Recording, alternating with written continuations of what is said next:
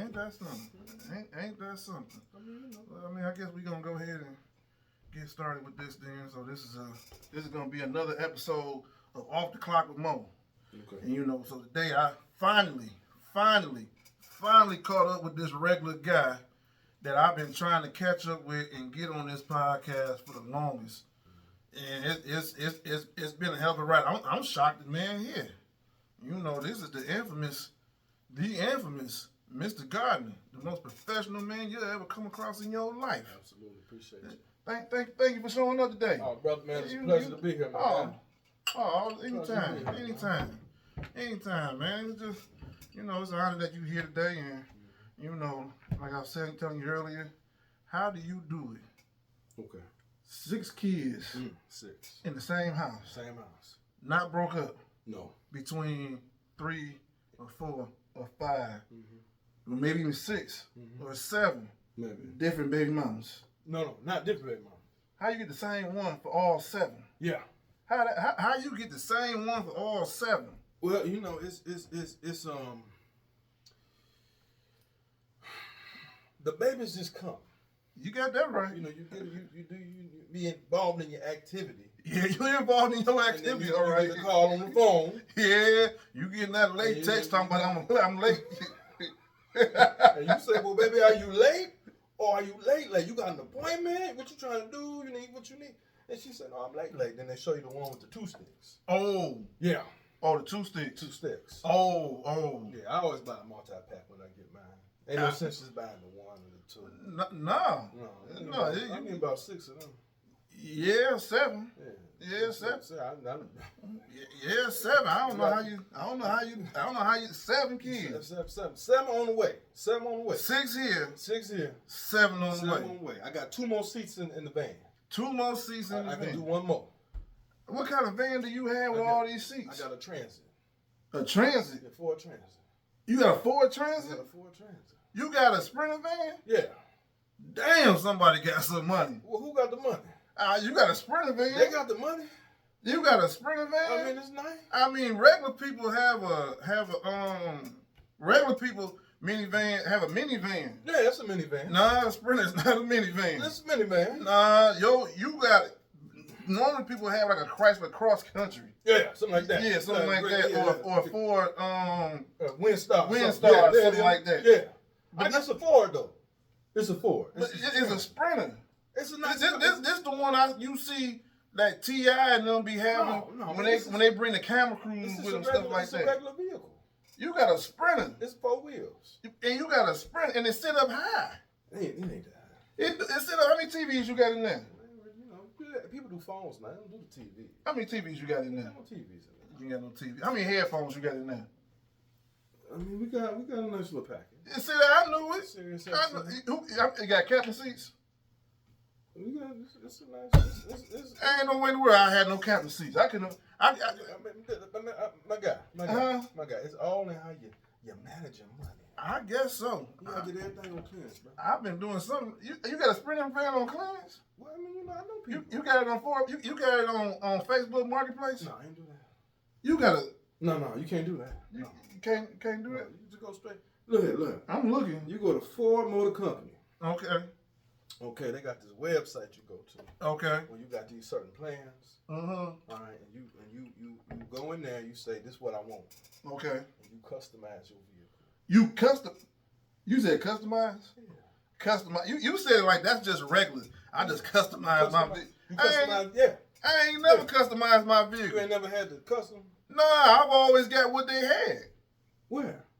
At whatever car dealership I went to. I said, oh yeah, that's the car I want. No, man, they bring the car to you. They bring the car to you? Yeah, when you customize it. God damn. You ain't never did that? No. I had to go, when I go get me a car, yeah. I go to the car dealership. Now, one thing I don't do that I did before that I won't do no more. Do it. I don't go to B lots. B lot? Yeah. That's one of the things like up the highway? Yeah, like say Twins on there or somewhere that's going to say, finance here, buy here, pay your note here. Yeah. I don't do that no more. If you got a girl that you like, but you really, she kind of sketchy, and she need a car, you go to one of them lots. Well, I don't live that life. I don't either. I don't live that life. She need a car, Nah, I ain't never lived that life. I ain't. Cause We they gotta got B class women. We got B class women get B-lot cars. Oh yeah, I never had a B class woman that had a B class car. I never bought no woman no car unless we was married. Oh, well, that's good for you, man. Yeah. That's the best way. Yeah. Folks, if you out there listening to this, bro, that's the best way. You ain't about to pick up another nigga in my car. No. But if you're gonna do it, you're gonna do it here in this Corsica. No, I ain't gonna do it in no car. It's Geo. No, I don't care if it's a Geo. I don't care if it's a Neo. I can get you a 1996 all-white BMW. Damn, a BMW, but you get of one of the B-lots.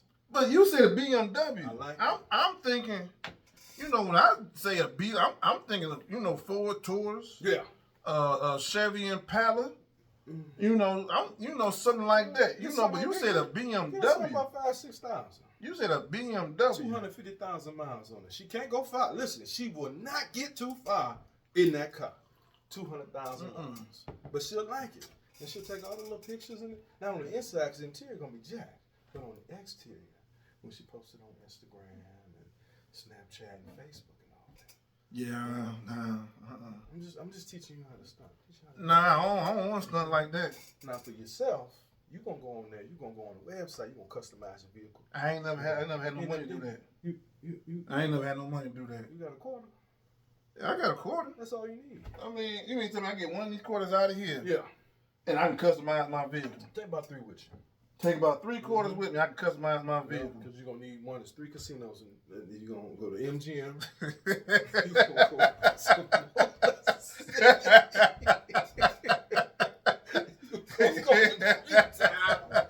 And you're going to put that quarter in that machine and you're just going to pull the handle. Or what you push a button? You push the button. Oh, they push the button now? They don't put a handle no more? I don't think you do a handle no more. Oh, I ain't never been no gamble.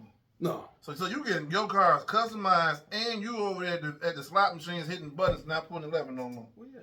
Sometimes you just throw a quarter in there. My sister used to hit all the time. You got it made. You got a Sprinter van. No, I'm just a regular guy, man. You got a Sprinter van. Mm-hmm. You got a wife that's giving you 7 children. 7 children. 7 children. Bless her heart. Ooh, yeah, bless her heart. And she met these children. She's met them. I know she has. And knows these children. And still said, I'll give you one more. Give you one more. Ooh, baby. Ooh, how did y'all end up meeting? So we met in college. What college y'all go to? So we went to Grand Valley State. Grand Valley? Ooh. Proud of the Midwest. Grand Valley State. Don't let nobody ever tell you otherwise, okay? What's that, Saginaw? No, Saginaw. Where's Grand Valley State? Saginaw. Where's Grand Valley State? I had to put you some water. Wash your mouth out. Oh, damn. My bad. Green, brother. We use some kind of words around here. I thought this was a family-friendly environment. Saginaw. Cussing at me, this guy. I'm sorry. To all my Lakers out there, I'm sorry. So, but it's in the Grand Rapids area. Oh, it's the Grand Rapids area. Because if you could go to college, would you rather go to Saginaw or would you rather go to Grand Rapids? I don't know. Well, I wouldn't send my baby girl to Saginaw. I thought they had a big school out there in Saginaw. It's there. What school is in Saginaw? Saginaw Valley. Yeah, okay, all right. Yeah. That's what I was thinking about.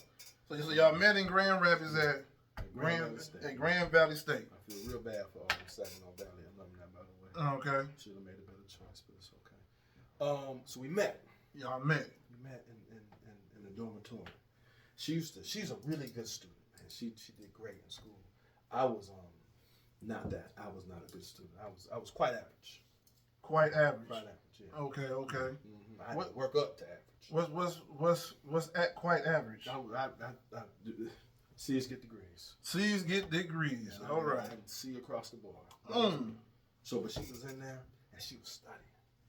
Beautiful. Friend gorgeous too. So I said, well, I want to introduce myself. Like I was feeling like I was him. Like I felt like I was ready to do it. Okay. Just a regular guy, but I feel like I was him. Now when you said I'm about to go over here and introduce myself, did you lick your fingers and hit your eyebrows like that? And I had went to go put on my best. My best shirt. Your best shirt. I had one shirt that was my best. I had wore that day. Okay. Okay, I had put my best shirt on and I had did a little push up and get myself all swole and bucked up. And I had my girl with me. You had a girlfriend with you? Yeah, I had a girlfriend. Yeah. You had a girlfriend and that was with you when you said, yeah, I'm going to go introduce myself. Sure. She was with you when you introduced yourself. Mm-hmm. Ooh, So we went over to the Hammer. The Hammer gas station across the street from the dormitory. Okay. And I got about three, 4 candy bars. 3, 4 candy bars. 3, 4 candy bars. So you had to get your energy up? I gave one to her. Who was her? To my girl at the time. Okay. I think I had one for myself. Okay, that's 2. Fellas, you got to celebrate. You got to celebrate success. Okay. I want you, sir. Celebrate your success. I'm celebrating. There it is, my brother. Celebrate your success. Okay, there it is. Now, so I went in the room and I saw her and a friend. I walked in. I just introduced myself and I just wanted to give them candy bars and encourage them to keep up the good work. And keep up the good work. Keep up the good work. What kind of candy bar was it? I mean, I Was it Snickers? It was something like a Snickers. Oh, okay, because you wasn't yourself. But I mean, I would say. You wasn't yourself. You went and introduced yourself to another woman in front of your woman. I did it. You did it. I sure did. And what happened? The worst argument ever. I mean, you can imagine they called the campus security on us. And my man who I had often saw, he often responded to my calls, particularly when they. But how many calls have you had? You talking about he often came to your calls? You know, he encouraged me to pursue a career in law enforcement. Okay. He really did, because he said, you're either going to be a criminal or a cop. And I said, I'm going to do that. Be a criminal? No, I didn't. I wasn't a good criminal. Oh, you tried? No, I didn't really try. Oh, okay. You know. So you done got this candy bar to your future wife. Gave it to her. Gave her the candy bar. And then what happened after the candy bar? After y'all argument that blew up and the campus security came and all that good stuff. So she avoided me for the next several years. She avoided you for the next several years? The next several. Okay. Yeah. Because, so, you know, apparently some women just really don't like talking to you when you got a woman. Yeah. That's tough. You got to really be, of a certain ilk to be able to pull that off. Yeah. You wasn't that ilk? No, I was a young man. Okay.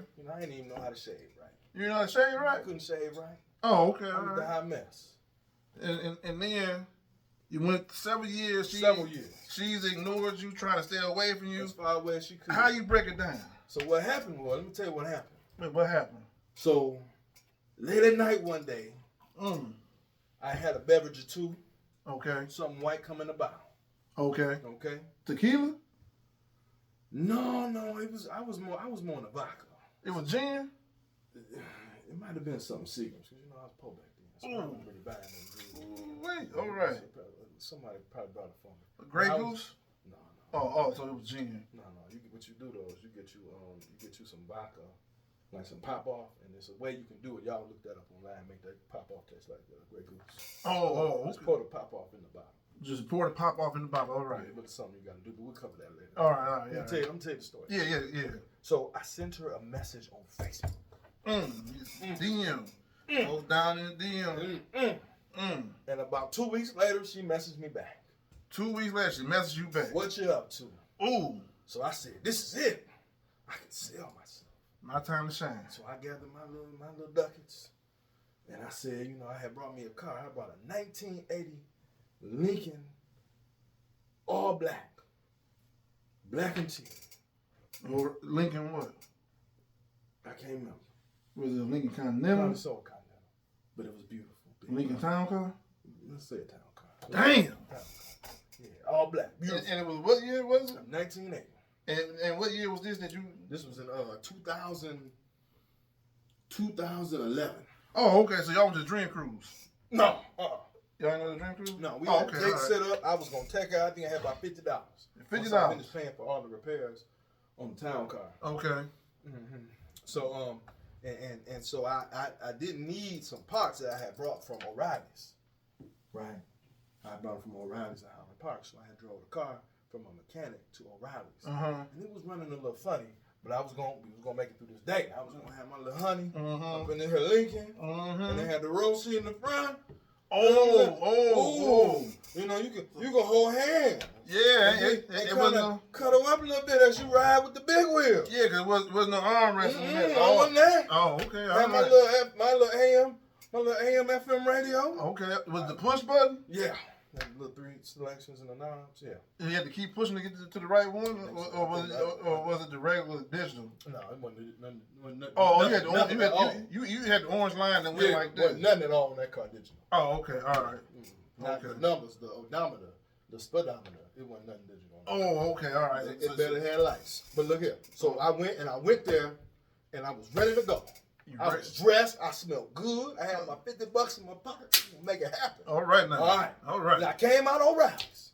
And it was like, sir, you got that black car out there? I said back, that's me. And it was like, your car's on fire. So I'm trying to be Mr. Cole. And I step out, and sure enough, the car on fire, engulfed in flames. The fire department come out, put it out. They looking at me like, well, what you gonna do, sir? I was like, well, I ain't got my $50. You know, I kind of need my car. Got a date tonight. You think it's safe to drive? They said, no, I think you can drive this car. I said, well, you probably gotta get it towed. So, you know, as a young man, not really being quite established, fresh out of college, you know, I called my mama. And she cussed me out and sent one of her tows from Chippendale to get the car home. Mm-hmm. And but I didn't call her back that night. I think I called her, left her a quick little message, text message, and I didn't call her back. So how did you rebound from that? A couple months later, she came back and said, "What's good with you?" Okay. Because you know some things that's meant for you, they meant for you. Right. Fate just gonna make sure that you get it as long as you don't fuck it up. Excuse me. So it's too late. You already said it, man. Yeah, it's out there. I don't want to mess it up. Yeah, it's out there. We off the clock. We off the clock. Yeah, we off the clock. So I don't want to mess it up. Let your hair down. Well, I can't. You know it's braided. I can't. Yeah, you got hang time. Yeah, look, I appreciate it. Yeah. You doing some braids too? Nah. Yeah, I got a hold of my natural. Well, that's all right. Nah, yeah, I can't be out here with a hold of my natural and have braids. You get you some Sonia. No. Okay. I know a lady. So she came back. She came back at me. She came back at you. Mm-hmm. And then I was humble this time. Okay, all right. Because I still did not have a car. You didn't have a car? No. Did she have a car? She did. Did she come pick you up? No. Oh, she ain't come pick you up? You don't never let them pick you up, fellas. Don't you ever do this. All right. Let me tell you what you do. It's called fake it till you make it. All right. You got to fake it till you make it. So I got on that bus. Okay. Mm-hmm. And rode downtown for our first day on the bus. So she met you down there. She met me down there. And then then after the date was over with, you went your way and she went her way? She dropped me off at home. She did that. So what's the difference between her picking you up and dropping you off? What's the difference? You got to get there on your own. What's the difference? You got to make it on your own. You can't come in there and say, baby, can you pick me up and drop me off? Because now you got to put gas in the car. It gets awkward. Get it on your own, brother. But can you drop me? That's okay. But can you drop me off? What's your offer to drop me off? Because you told you got there by the bus. No, because we was out all night. Yeah, but I mean because sunrise. Yeah, because what I'm saying, because typically like, oh, all right, well, I'll talk to you later, yeah. or you want to stop by for a cocktail, because it's assumed that you drove here. So how she find out you didn't drive here? How she say you need a ride home? You just said that with a little tip. Can you drop me off? Oh, okay. I don't want to drink and drive. So she dropped you. Oh, you don't want to drink and drive. Oh, okay. All right. You gotta fake it till you make it. I've been drinking. I don't feel comfortable driving. I had a few. Oh, okay. Mm-hmm. So y'all went on this date. She came back to you. Came back to me. And she took you home. Mm-hmm. And y'all ain't been away from each other since. Yeah, I mean, so I used to drive trucks. Well, so I was gone. Once we got married, started having kids, I was gone. Damn, so you was like regular, you was like some of them other guys. So I mean, had the kids and just up and left. Just had the kids just up, got a semi-truck and up and left. Look, check in the mail. Okay, so in a way, but I came back from that. Okay. Because it wasn't working. Mm-hmm. It just wasn't working out. Because I miss, you know what, you get to a point where when you're doing something, it becomes tedious. It's not for you. Mm-hmm. So I had to let that go. I started working security at her suggestion. Because she said I was a big guy and people feel safe with me. Oh, she suggested you work security? She suggested that. Okay, all right. Because she ain't like you being gone. No. She ain't like that very much, huh? No. Did y'all have kids while y'all was Oh yeah. How many kids did y'all have while But you? one time I came back off the road, I was at 4. You was at 4 when you came back. What But you, year? but you wasn't there to make the kids. I was there. How you on the road and there at the same time? Pulling in, you know. Well, hey, I know you pull in. Well, we all know that part. you get a little home time. Yeah. You count. Oh, okay, all You right. come in, you see a kid, you see your mama, you spend the night with your wife, and then you get out. You spend the night with your wife. Or a couple nights. You're spending the night. You ain't living with her. You're spending the night. No, you don't live in that house. You live in that truck. You don't live in that house. Oh, you live It's in a that nice truck. house. It was pretty. She did a good job keeping it up. Oh, okay. Then. Mhm. All right. Okay. Mhm. But you driving for yourself or for a company? So I started off with several companies Okay. because I was foolish. I was what you call a fool. So I kept quitting jobs, and somebody get me upset. I say, I'll show you. I'll show you. So I quit, be off for a month, get back to some money. So that was my truck and crew. I probably drove about 10, 11 carriers in about 5, 6 years. So how was that with her? Was you quitting all the damn time and y'all got children? You off for a month at a time.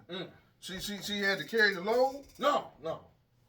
She had to carry the load. No, she managed money real good. Oh, okay, all right. So when you get your check, here you go, baby. Well, Make it happen. So what happens is that everything laid out, right? So now I'm in a different phase of life, okay, where the money is a little different than it was back then. Okay. Okay. Now I'm not trying to give anything away about myself, but you can custom order a car, you can custom order a Lincoln, depending on what letter plan you have. Letter plan. I don't know nobody. You know some people. Not to customize my car. I'll show you. I got you. The only thing I customized with the tires, I had to get some new ones. No, you just go to Walmart this time.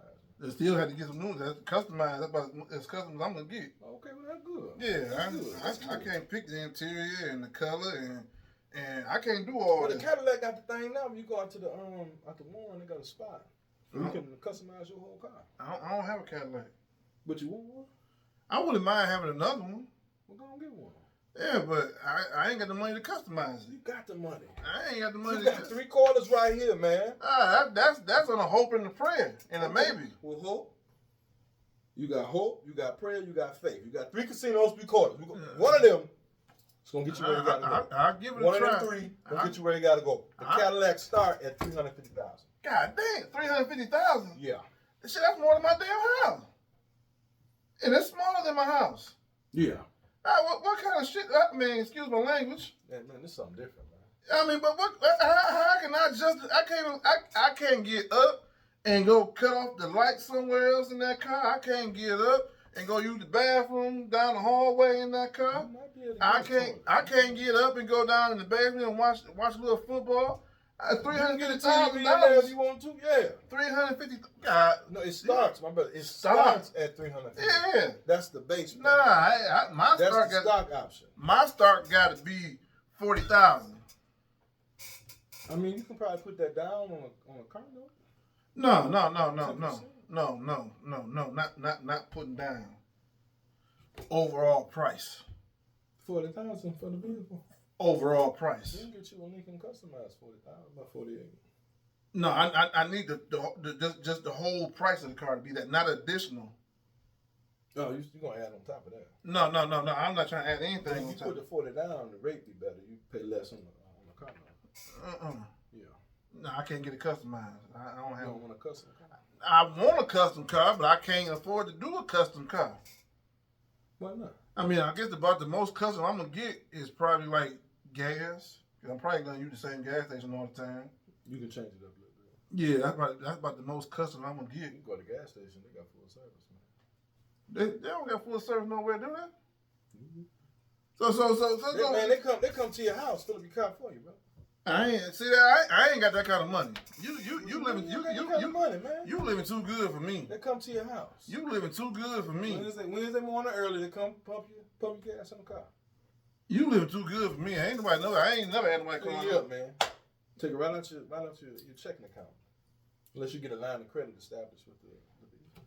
I ain't never had that. You never had that? I ain't never had it's that. possible. I told you what to do. I'm gonna look into it to see if it can happen. Maybe I'll just do like a trial run. Yeah, do a trial run. Because I know I won't be able to afford to keep it going. I just want to. Why can't you? I'm gonna do like you. I'm gonna do like you said do earlier. I'm gonna try to stunt. So I'm gonna have when my neighbors see the gas truck come over and put some gas in my car. Yeah. They're gonna think something going on that really ain't going on. That's it. This is just a trial run. Well, why don't you get like one of them gas, like a gas container, like a pump at your house? Nah. You gotta be zoned for that. I ain't got the zone for that. No, you just get a temporary one. And they come fill it up for you. That way you can just pump the gas. You ain't gotta. I ain't got that. But when you get your Cadillac, you gonna want to pull up in a Chevron or. I ain't got no choice. Or I ain't got no choice. I ain't got no choice. Everybody ain't living lives like you. No, I ain't saying everybody ain't living lives. Everybody don't know they got these Cadillacs. Everybody ain't got a lake in the back and call it a swimming pool. Mm. Everybody can't go in their backyard and go fishing. No, I can't go. And bring up a catfish and fry it and dye it and lay it to the side. I got some corn in the back, some tomatoes, cucumbers. You know, I got that kind of stuff, man. Okay, all right. So how long you and your wife been together now? About 12 years. 12 years? Yeah. Oh, okay. Y'all still, I mean, ain't fairly new, but still, you know, yeah. Y'all ain't hit 20 yet. No. Y'all ain't hit 20 yet. Okay, all right. So I gave you 6 going on 7 children. 7 kids. Wait. I'm gonna sit right down on that couch. You know, sit right there on that couch. Can't go nobody. We locked in now. Yeah, y'all was locked in when they say for better or worse. Y'all, you was locked in at 4, 5, 3. You might be able. They maneuver at 3, 4. No, I'm talking about at the 3 kids. Yeah. You might be able, like, you know what? I ain't feeling this. You might be able to go somewhere, but once you hit 4, 5, 6, we're gonna be here together forever, regardless. Y'all, you ain't no, You sleep in that couch, I'll sleep over here in this chair. We're gonna be married forever. Y'all gonna have to get over it. Whatever issue y'all had, y'all got to get over that. 7 kids. 7 kids. Mm-hmm. How she? We had 2 dogs on 1.2. What happened to the dogs? Oh, my kids, they don't do good with dogs. They had them dogs, poor thing. They don't give them away. They had one dog but had PTSD. Ooh, wait. Can you believe that? I believe it. Somebody abused that dog. I ain't gonna say they abused the dog. Somebody abused that dog. I don't know who abused the dog. It wasn't me. But somebody abused that dog. It wasn't me. It was somebody in the household. No. Kids didn't abuse the dog. So when they take the food, I say, son. I ain't gonna say son. I'm gonna say, son, feed the dog the food. And I was buying good food for the dog. Mm-hmm. You know, I would go to like Petco get the food. Okay. Like the nice food for the dog. You got the food in the refrigerator? No, I'm done. Come on now. You said we ain't fancy like that, man. I'm just a regular guy. What kind of food was you getting? You know, the Rachel Ray stuff, man. Oh, the regular guy. You getting the Rachel Ray stuff. Yeah, okay, you know, Rachel Ray. The stuff they got customized for the dog. Yeah, customized. But here you go, this customization. What you mean? I'm just a regular guy. I mean, my dog just get he just get pedigree. He don't get no customized. Pedigree is good. But it's not customized. They got like a select line too. But it's not customized. You can get the customized. I mean, whoever make my dog's food, never had a show on TV about cooking. Well, I used to start when I first got the dog. I used to feed it steak. Damn. Steak. I used to feed it steak. Steak. Yeah. You was married doing this? Yeah. Your wife was cool with you giving the dog steak? Well, I wasn't cooking the steaks. We just taking a piece of steak and give it to the dog. Well, them dogs. I'm just a regular guy. I see. Cause you real regular. Yeah, I'm I ain't nowhere near that regular. You regular. The most my dog has ever gotten. Mm-hmm. Not the dog I got now, but the dog I had before. Yeah. This dog was he ain't getting no stuff like that. He probably got some bones here and there. Mm-hmm. But he knew how to chew bones and never splintered up on them. Yeah. You get like the gourmet bones, like $15 bones. No. What kind of bones you get? Chicken bones, steak bones, pork chop bones. Yeah, they be like a turkey, like a no. You go to the store. Leg. No, you go to the store. Get you some pork chops. You fry your pork chops up. Right. Then you get done with your pork chop. Here you go. You get like an oxtail. No, pork chop. You give it the whole pork chop. You get the whole pork chop bone that's in the chicken bone, chicken leg. Meat too? Did you leave some meat on there? I'm sure it was still some meat on there. Yeah. Not much, but I'm sure it was some meat on there. Not much. Don't get your dog some oxtails, man. Nah, oxtails cost too damn much. It's $26 a package. Yeah, I'm not giving my dog no damn oxtail bone. I'm eating the bone. You don't eat the bone? Shit, at $26, Man. I'm eating the bone. Cook it up and give it to the dog. I'm eating the bone. The bone gives the meat the flavor. Yeah, he eating right. Last dog I had, I told you, he ate bones. And when I would barbecue outside and I would drink beer outside, I would pour the beer on the sidewalk, and then he would drink it. Mm. What you get a dog from the grill? I just told you. Whatever bone that I had. Beer. Yeah, I mean off the grill. But if I ate some chicken, yeah, off the grill, yeah, bone. No, you give it the whole piece of chicken. No, I don't get a dog the whole piece of chicken. What kind of animal lover are you, man? That animal lover that give you bone. No, man. You got some beer. No. Chicken and beer. When you fly to Atlanta, what hotel do you stay in? It's been a long time since I've been to Atlanta, but I mean I do either do hotel or Airbnb. Airbnb. Well, what's the Last time you stayed at the Intercontinental? I don't know. It's been a long time. I don't know if I ever had money to stay in the Intercontinental. Only Intercontinental I ever seen was the World Wrestling Federation belt. Was the only Intercontinental I ever seen. That's the only thing I ever seen. Don't treat yourself, bro. It's the Intercontinental.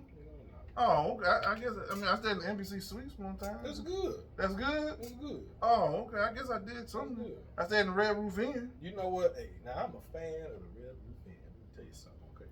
I'm gonna tell you a little secret. I'm gonna give you a little free game, okay? Okay. Meet a nice lady. Tell her you're gonna take her out of town. From here, something like Toledo or something not really super flashy. But you can go out of town. They say, okay, honey, where we gonna stay? You say we're gonna stay at the Red Roof Inn. They got a Red Roof Inn Toledo South. We're gonna stay down there. Get to know each other. So no frills. So this Red Roof Inn. Yes, sir. It's got to be for somebody that you don't have no intentions. No. Cause I tell you now, the girl I'm with now, yeah, she ain't going for the Red Roof Inn. She can't take it to the Red Roof Inn? Nah, she ain't going to the Red Roof Inn. Well, they got a bed. Yeah, she ain't going to the Red Roof Inn. They got a refrigerator. Yeah, she not going to the Red Roof Inn. You got a laboratory facility. Yeah, she not going to the Red Roof Inn. And guess what? You can walk straight from your car into the room. Where else can you do that? At any motel that you like to frequent. Well, there you go. All motels are like that. There you go. And she ain't going to the Red Roof Inn. So you got to see. You can't come stay at the Hyatt or the Marriott. Set the bar too high. And she ain't going to the Red Roof Inn. You gotta do the Red Roof Inn. Nah, Set the bar. The only way I'm going to Red Roof Inn is that we're going to have to end up breaking up. I'm going to have to find somebody that I don't care about, and then we're going to go to the Red Roof Inn. No, man, we ain't talking about the hotel mall, man, nothing like that, man. What? We ain't talking about that kind of spot, man. We talking about a classic American establishment. Yeah, Red Roof Inn. Been around years. Yeah, been around years. Mm-hmm. Yeah. And you do that. No, she ain't going to Red Roof Inn. Wow. Yeah, she ain't going to Red Roof Inn. You can't be on my team. I ain't Red Roof Inn, all type of pimps and hoes and lot lizards and we gonna get our dinner at the Waffle House. We do that. We go to the Waffle House when we driving out of town to stop by, stop through, get something to eat, and keep going. But keep going to the Red Roof Inn. Nah. We ain't going to Red Roof Inn. Why not? Nah. Why not? I'm not gonna stay at the Red Roof Inn. There's no frills, bro. I want to get to know you. I don't want to get to know the bed bugs that's in there. Man, get you some alcohol. I don't 70%, man. All you gotta do is spread the alcohol, kill all the bed bugs. Trust I don't want no bed bugs. I don't want I don't want no kids just sitting there on the bed either. You just gonna walk in the hotel room, some random kids sit on the bed? Yeah, they could be random kids on the bed. They may not have taken shape yet, but yeah, they. brother, my brother. Now look, look. We're gonna go down here. I'm gonna get to know you, okay? I can do that at Belle Isle, if that's the case. Yeah, we can sit there and look at the water and shit and that's why you gotta get you one of them customized cars. Get you a nice big back seat. I don't have no. Tinted windows. I used to have an old school car that I'm mad I got rid of. I used to have an old school Cadillac. I'm mad you got rid of it. Yeah, I used to have a 1989 Cadillac Fleetwood Brougham D Elegance. It had the sunroof top. It had the pillow seats. It had the power antenna. Yeah. It had the little things on the sides at the front by the right above the headlights where your blinker blink and you see the blinker. And it had a CB in there too. Why you get rid of it? I had went and got another car, and then that car, it was going down, and I ain't had nowhere to keep it for me to work on it. I mean, next time you get a car like that, just give it to me. Well, if you was around, I sure enough would have sold it to you. Yeah, I sold it. So I mean, brother, money is nothing to you. It's a lot to me because I can't even get my car customized. It's a lot to me. Money ain't nothing to you, bro. So you and your wife, y'all at child number 4. She tell you to go to security. Go work security. Yes. And you go work security. I sure did. What was your first security job? It was at Alamar Security. Doing alarm response. Alarm response. So when people break into people's houses in Detroit, they send you. They send you. You had a gun? Yeah. Is that the one that's off of Southfield? Southfield, 8 Mile in Southfield? Hoover and 10 Mile. Oh, okay. So somebody in Detroit house is getting broke, alarm is going off, and you responding. Yes, sir. Now, what do you do when you get to that house and that alarm You going? observe and report. If need be, you contact 911. And you sit and wait for the police to show up as a courtesy. As a courtesy. You sit there. This random person or people is breaking into his house. You seeing or hearing little crashes going on. Running down the street with the laptop and the TVs and the Xbox. You just write a good description and take good pictures. Take good pictures. That's it. What's the worst thing that ever happened while you was doing that? So I went to a call and I got up on there and it was a young kid at home. And so people have been breaking into this neighborhood. This is Rosedale Park, Detroit. Okay, so west side of Detroit. And people have been breaking into these neighborhoods, so he thought I was coming to break in.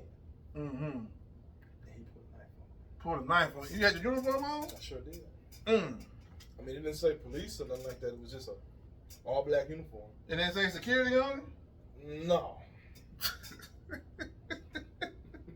On the side, on the red patch. It said they had it on the red patch. I was at the wrong house. You was at the wrong house. SPD went to the right house.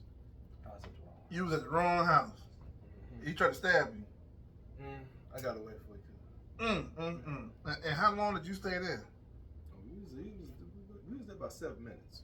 How long did you work for the company? Oh, okay. Not but a couple months. Couple months. And you left that company and then went where? I went to Oakland Regional Hospital. Oakland Regional Hospital. And how many kids did you have then? Still 4. Still 4 kids.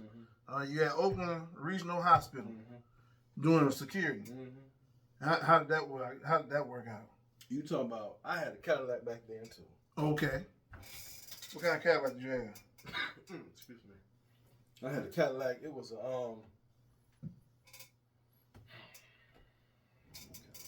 96 Seville. 96 Seville. Ooh wee. Ooh, buddy. Ooh, I love that car. You love that car. The alternator went out. The alternator, and then you got rid of it? Yeah. You got rid of it because the alternator went out? So back then, that job paid a weekly rate of about $290. $290 a week.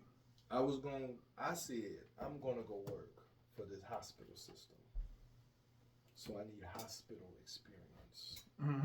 So I had to pay my dues. Okay. You get $290 a week. I made so little money, I could not afford an alternator. Okay. For my car. So I would jump it, drive to work, park it, charge the battery, take off, drive back. Okay. That worked for about 3 weeks. Worked for 3 weeks. And then I was on the bike. Then you was on the bike. You had 4 kids. 4 kids. You was Cadillac went out. A dog at this point. And 1 dog at this point. You had 4 kids, a wife, and a dog, and then a bike. And you was going back and forth to work. I found the bike on the street. You found the bike on the street. I was doing alarm response. So there's a good chance that you took some little kid bike. Man. That probably came back to that point. It was a trash, man. And was like, "Where's my bike?" I went to double check. I felt that may have been a thing, so I went back by the house and I inquired, and they said they didn't see the bike. So how long did you ride this bike to work? I rode this bike all summer long. Okay. At least for a good month. And then you got you another car.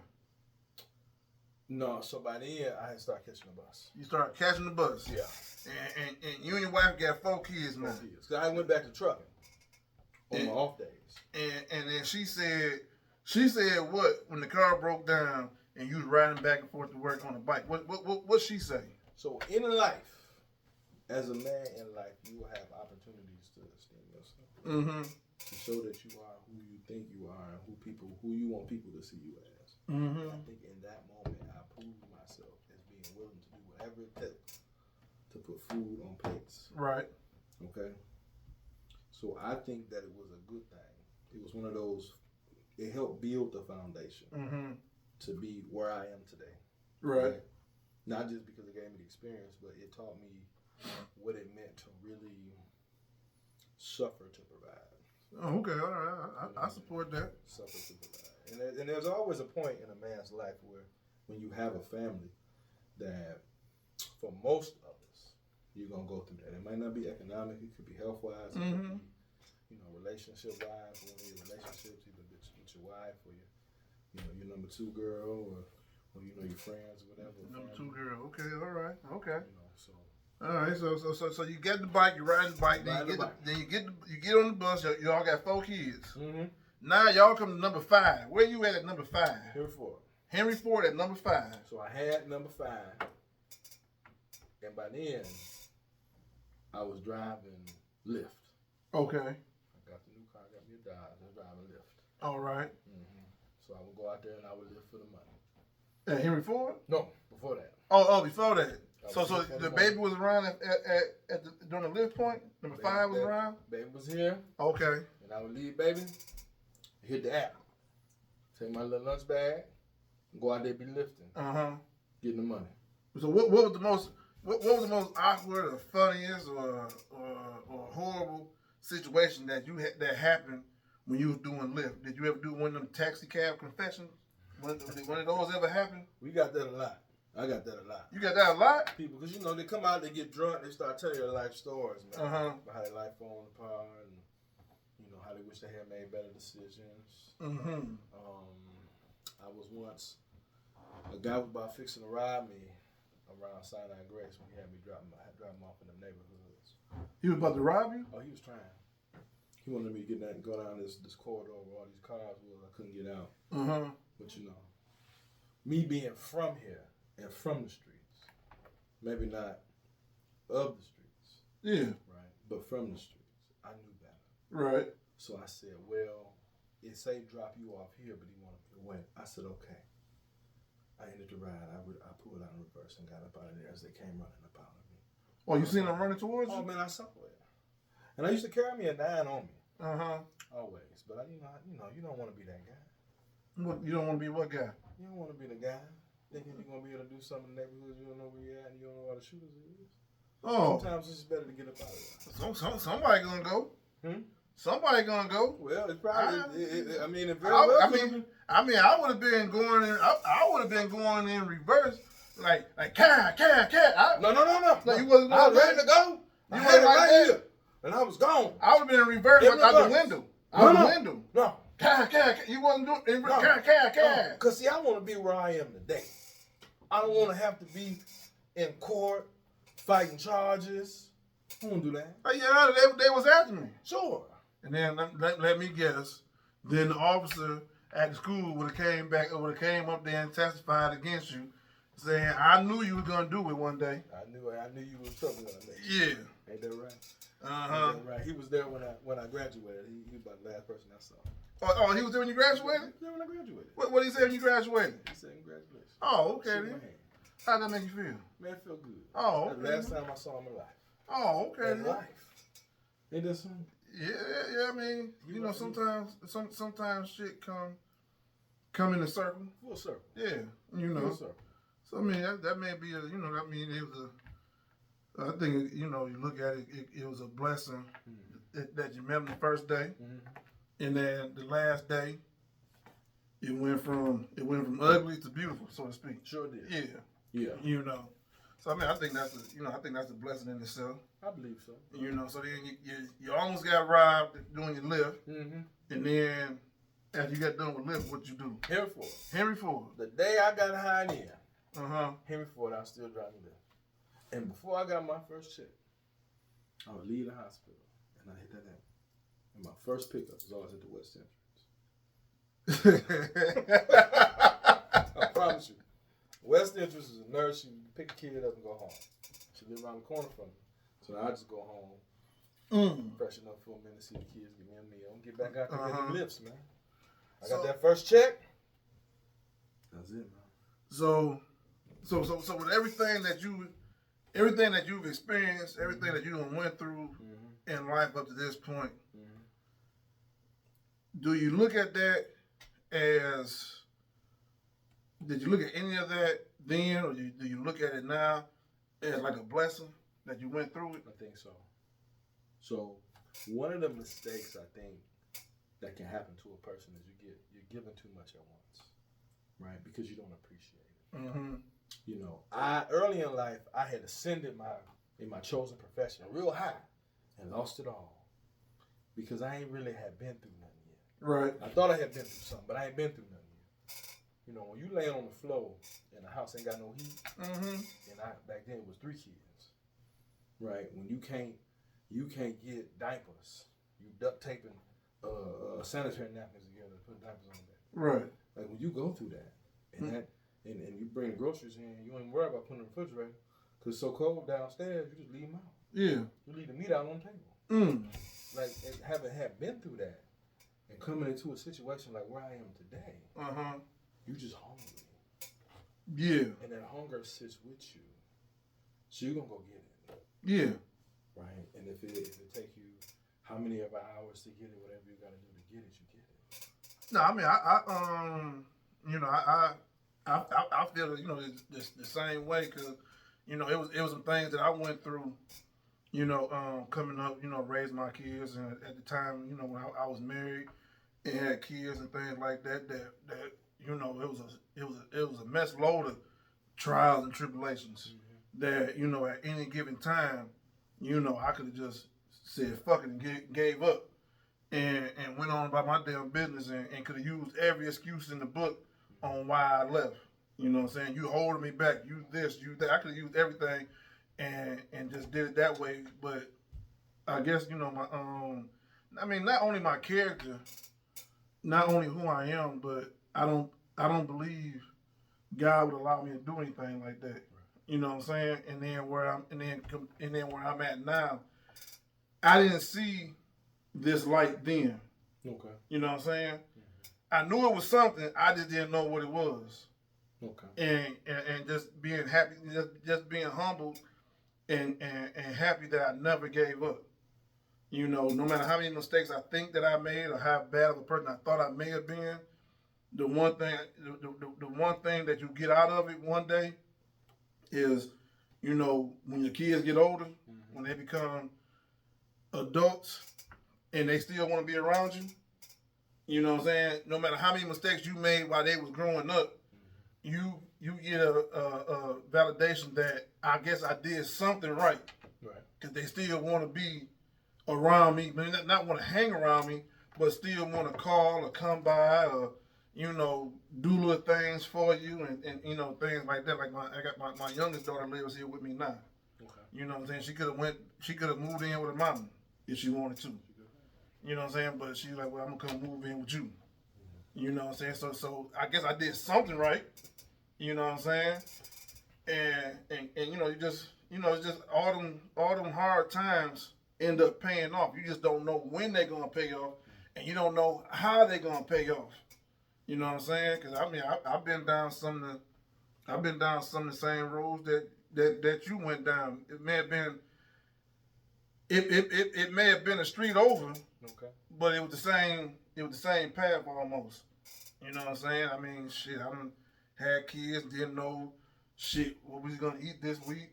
You know, they didn't know the lights was gonna stay on. I mean, it was one time the lights got cut off, and we lived in a townhouse, and lucky enough, our neighbor let us run extension cord from our house in the bathroom upstairs to their bathroom into an outlet for us to have whatever whatever little power.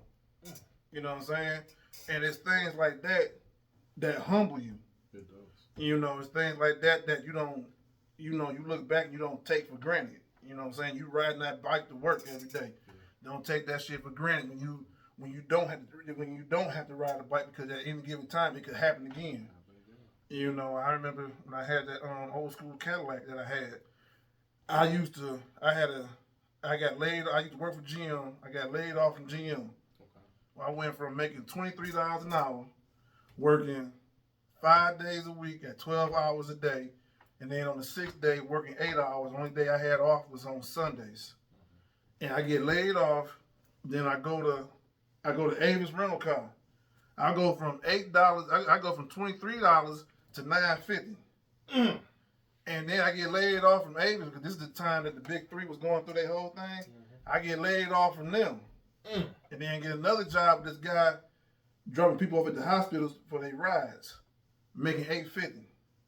And I got this big ass Cadillac that I'm driving from E-Course all the way to Ann Arbor every morning for $8.50. $8.50. And the only thing I can remember was my father used to drive from Inkster to Pontiac to go to work every single day. But he was working at GM, so the money was. But I just thought about if he can go to Pontiac every single day, and make a way, I can go to Ann Arbor every single day and try to make a way. You know what I'm saying? And it just builds your, shit like that builds your character. You know what I'm saying? So when you see people crying over some of the smallest shit, you be like, man, what the fuck is you crying for? Why is you crying? Why is you worried about why? Yeah. You know what I'm saying? I guess you ain't never had a hard time in your life and you think that this is hard? I mean, but a lot of people, they do. Yeah. Because it's so,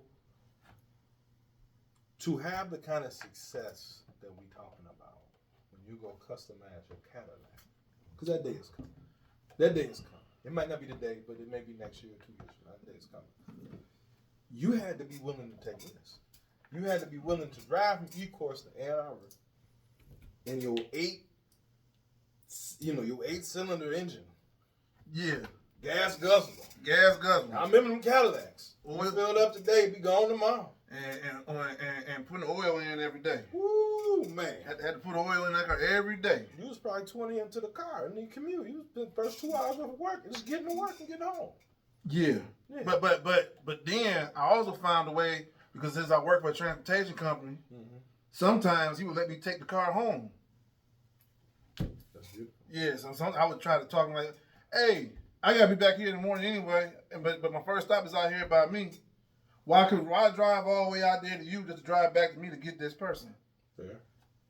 All right, you can take the car home. Yeah. You a little money. Yeah. I just call you when I'm done. You clock me out, clock me back in, I'll pick it up. Right. Yeah. So, sometimes, it was little checks and balances and things like that would happen, but, stuff like that, build character. It does. You know what I'm saying? So now y'all so where you at with child number 6? Still at Henry Ford? Still at Henry Ford. Still at Henry Ford. Still at Henry Ford. So life has gotten better. Okay. Life has gotten better. I became a police authority officer, so there's a bumping pay that happens with that, and there's also added responsibility. Mm-hmm. So it helps to make me a calmer person and to see the bigger picture and everything, right? Because when you go in there and that badge say police and you got the gun on your hip, there's a certain level of expectation that people have. Yeah. Right. You gotta always be looking at the big picture. You can't sweat all the small. Pay attention to the details. Don't sweat the small stuff. Right. Right. So, like, excuse me. Sorry about that, bro. So, don't sweat the small stuff. See the bigger picture. Pay attention to the details. Life's better. Wages better. Yeah. Money better. Right. Insurance better. Yeah. Challenges still never home. Right. Well, I mean, you know, somebody once told me, if you at home all the time, I mean, you ain't got no money. That's it. You know, That's it.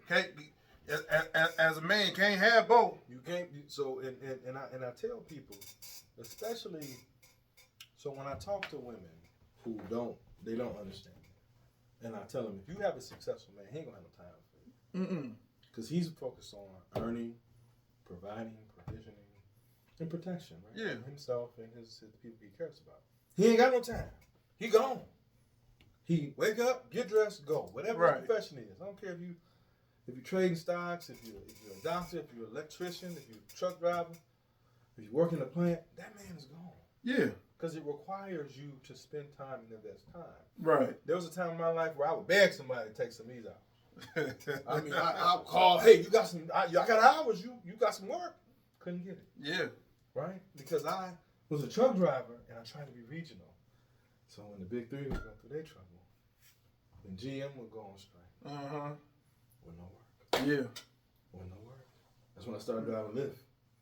Right? So the last time they had a contract negotiation, and they went on strike. And you was doing one load every 2 weeks just to keep some money and company trying to keep you around. It was tough, man. Wow. It was tough. So now y'all on baby number 7. Number 7. Number 7. Number 7. Now let me ask you this. Mm-hmm. Between you first meeting your now wife and up to now on baby 6 going on 7. Yeah. What was your spiritual or religious standards from the first from then to now? So when we I'm a heathen. So I was when I met her, I was half heathen. Okay. I ain't gonna say half. I was all the way. Okay. But I was aspiring to be different. I wanted to be better, but I wasn't there. I was still struggling with the same struggles I had struggled with. But because I had an opportunity, I thought to build something better, I started working on myself. Okay. So I went to churches. I was trying to find a church home. Started reading the Bible. They came all the way from growing up in Church of Christ. Growing up going to American Methodist Church, African Methodist Episcopal Church, right? Kojic, right? Okay. To Church of God, right? To just becoming to understand of the Jewish faith. Okay. Right. And what it is to be a Jew. And what it is to be a black Jew. This is something totally different, right? So is that what you're practicing now? That's what we're practicing now. So how was that getting into the Jewish faith as a black person? So it's a strong tradition. Yeah. Of black Jews. Right? It's a strong tradition of black Jews? The only one I knew was Sammy Davis Jr. So, there are more than Sammy Davis Jr. Okay. Right? And in fact, a lot of folks that you see when you look around you, they identify. It's like a realm, if you will. It's a continuum. Somewhere on that continuum of Judaism, right? Even in Christianity, it's built on the back of Judaism, of Jewish beliefs. Okay. It's just you take it to the point of having a Messiah, which would be a Messianic Jew, right? You'd be Orthodox and believe the Messiah has not returned yet. So there's different flavors for different folks. Okay. So I'm Messianic Jew. So, and exactly what is that? So I acknowledge that the Messiah has come back. And I acknowledge that how he was born and that he died. And how he died. And that he's going to return. Okay. Right? So I acknowledge him. And I believe in him. And so my practices and my worship is slightly different than what you would see in the traditional Orthodox community. Okay, because in the Orthodox, so the home that you in, you run that house. For the most part. I'm not exactly sure how they go about they ladder of command or whatever. Sure. You know, because I know in some Jewish communities, the rabbi or whoever, whatever it may be, the Jewish community may buy up homes, sure, and put you in the home. They may. Is that how your home is? No, absolutely. Okay. No. We brought our home. So we brought our home prior to getting married, right? Mm-hmm. I always wanted to, upon starting a family, have somewhere for that family to be. Right. Right. I experienced homelessness as a kid. Due to just being a fool and get put out the house. Yeah. But it was it had a profound impact on my life. I was blessed enough to become out of high school and ready to go to college, so it kind of helped because I had a place to stay. Right. Most people don't have that. Right. Right. So I was blessed in that way. But I always wanted my children to have a place. So before getting married, before having children, we bought a house and had an apartment. And we're still there. Okay. It's wonderful, right? As we've grown, to speak on husbands and how you lead, within the home, there's what's called the law of the husband. Mm-hmm. Right? So those are rules and commands that have to be followed, right? And you are commanded as a wife to follow those things. Okay. As long as you're under the covering of that husband. Now, if he die or leave, you're free. Right. You do your own thing. But while he's around, you kind of got to listen to him. So what made you? What got you to finally say, this is the faith, the religion that I'm gonna follow? What connections or of that said this is me? So compared to any other ones. When I was up in Grand Rapids, I went to a church and Minister Ray guy, family great, wonderful people, absolutely wonderful. But I read in the scripture where it says, keep the Sabbath day. Right? Remember the Sabbath, keep it holy. Mm-hmm. We didn't have no Sabbath. Wasn't no day separate from other days. Sunday or Saturday wasn't separate from no other day. Well, Sunday was separate, but now do you do Saturday or do you do Sunday? so we take ours off of the teachings of the Book of Enoch. Mm-hmm. So it's based on the calendar laid out. So right now we do ours on Thursday. Oh, you doing okay? It's on Thursday, right? But there are just certain ways that we do things, right? So we're not cook. We may heat things up, but we're not gonna prepare hamburger and cook hamburger. We might heat hamburger up, but the stove stays on, or we may use an electric eye. You know, you may make coffee, but you just keep a pot ready to go. Mm-hmm. And there's just certain ways that you do things. There's a certain lifestyle change. So like by me working in the field that I'm working in, it's okay to do that, but I might not buy nothing, right? So I'm not gonna go buy lunch. So on Thursdays, Right. I'm not gonna see you at the C-Store. You may see me there, but it's usually either I'm just, talking, I'm providing community service. Or, on Thursdays when I go on the base, yeah, I'm not gonna see you cooking nothing. no, eating nothing. microwave. You microwave? Microwave don't count as cooking? No, Oh, okay, all right. it's already hot.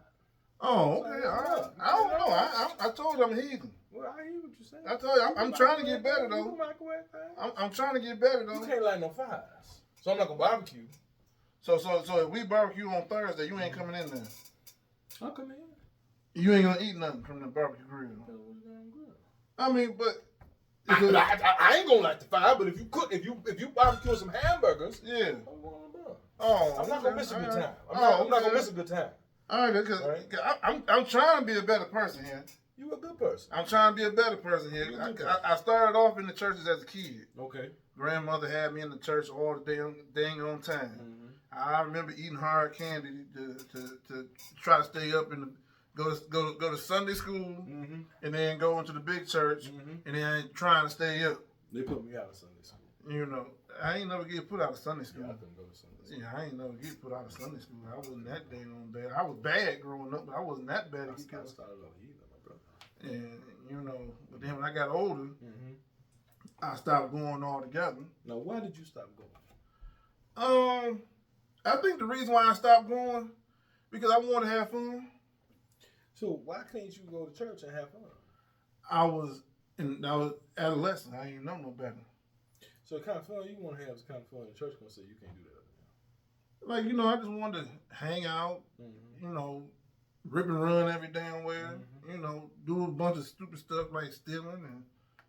And, I got caught stealing one time as a kid on a Sunday. From the church? No, from the store. Me and a friend of mine stole a headphone set, but this was stupid because it was two of us, and we stole one tape and one headphone set. Yeah. I don't know who the hell was like. Well, you come back the next Sunday, get the other stuff. But it was a Dougie Fresh tape going all the way to heaven. Mm-hmm. Got away with the tape. And then went back in to get the headphones. Like, we got to listen to it somehow, but what we didn't encounter for was it was two people with one tape and one headphone. Yeah. So somebody wasn't going to listen to nothing either way it went. Well, I mean, you just alternate days. Yeah, but the battery, so each one but on the way home, somebody ain't going to listen to nothing. You turn the headphones, pull them apart, and do like that. No, we riding bikes. Oh, right. This is in the this had to been like the late 80s, like 88, 89. Okay. Yeah. So riding bikes. Yeah, we was riding bikes. I told you to sell your bike. Huh? Sell your bike. You sell your bike. No, you sell your bike. That bike is an heirloom. I rode that bike to feed them kids. You sell your bike. Huh?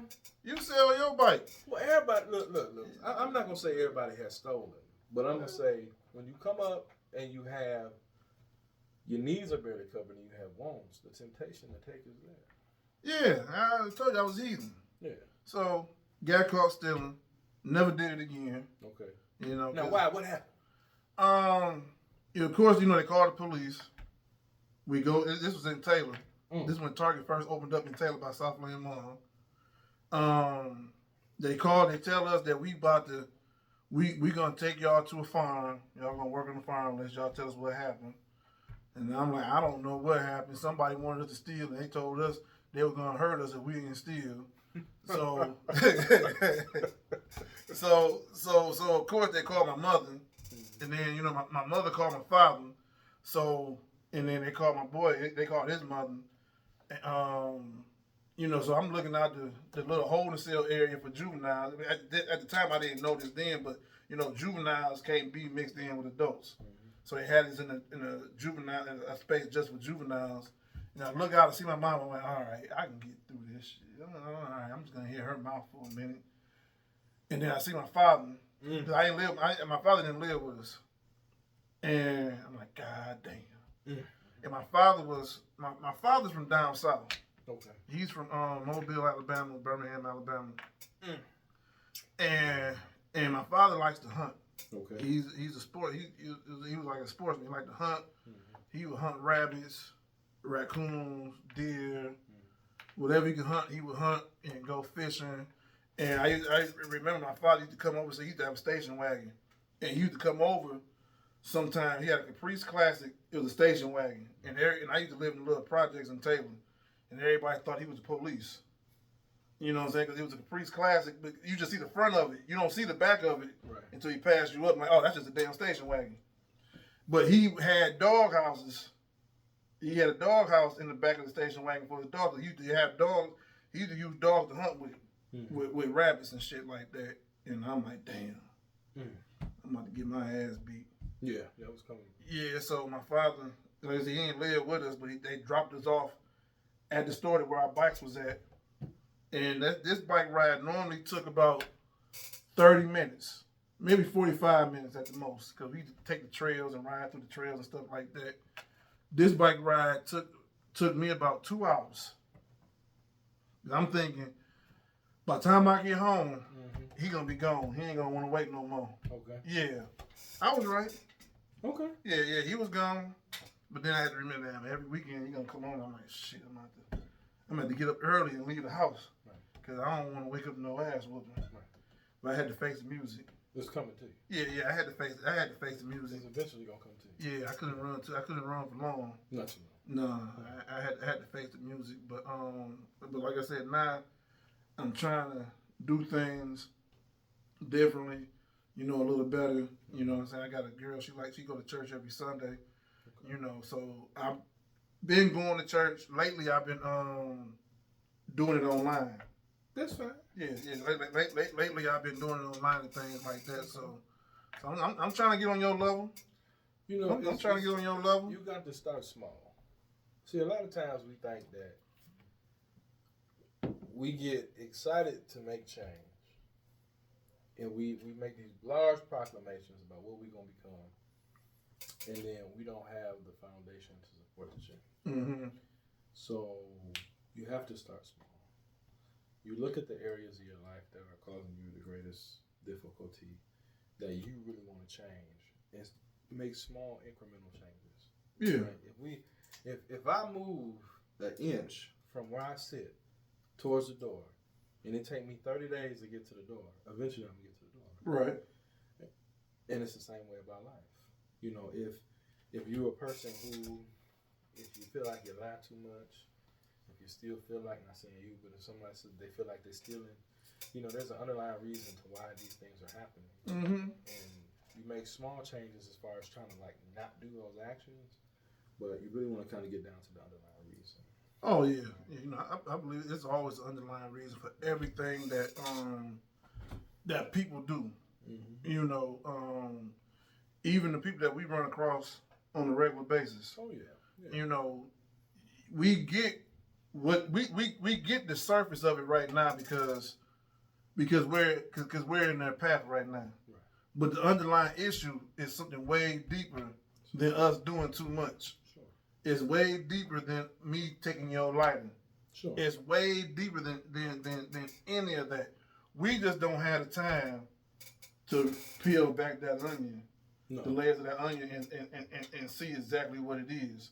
But it's always something way deeper when people have issues, and if you don't know how to communicate those issues, you don't know how to express those issues correctly, it's always going to come out in the wrong way. Sure.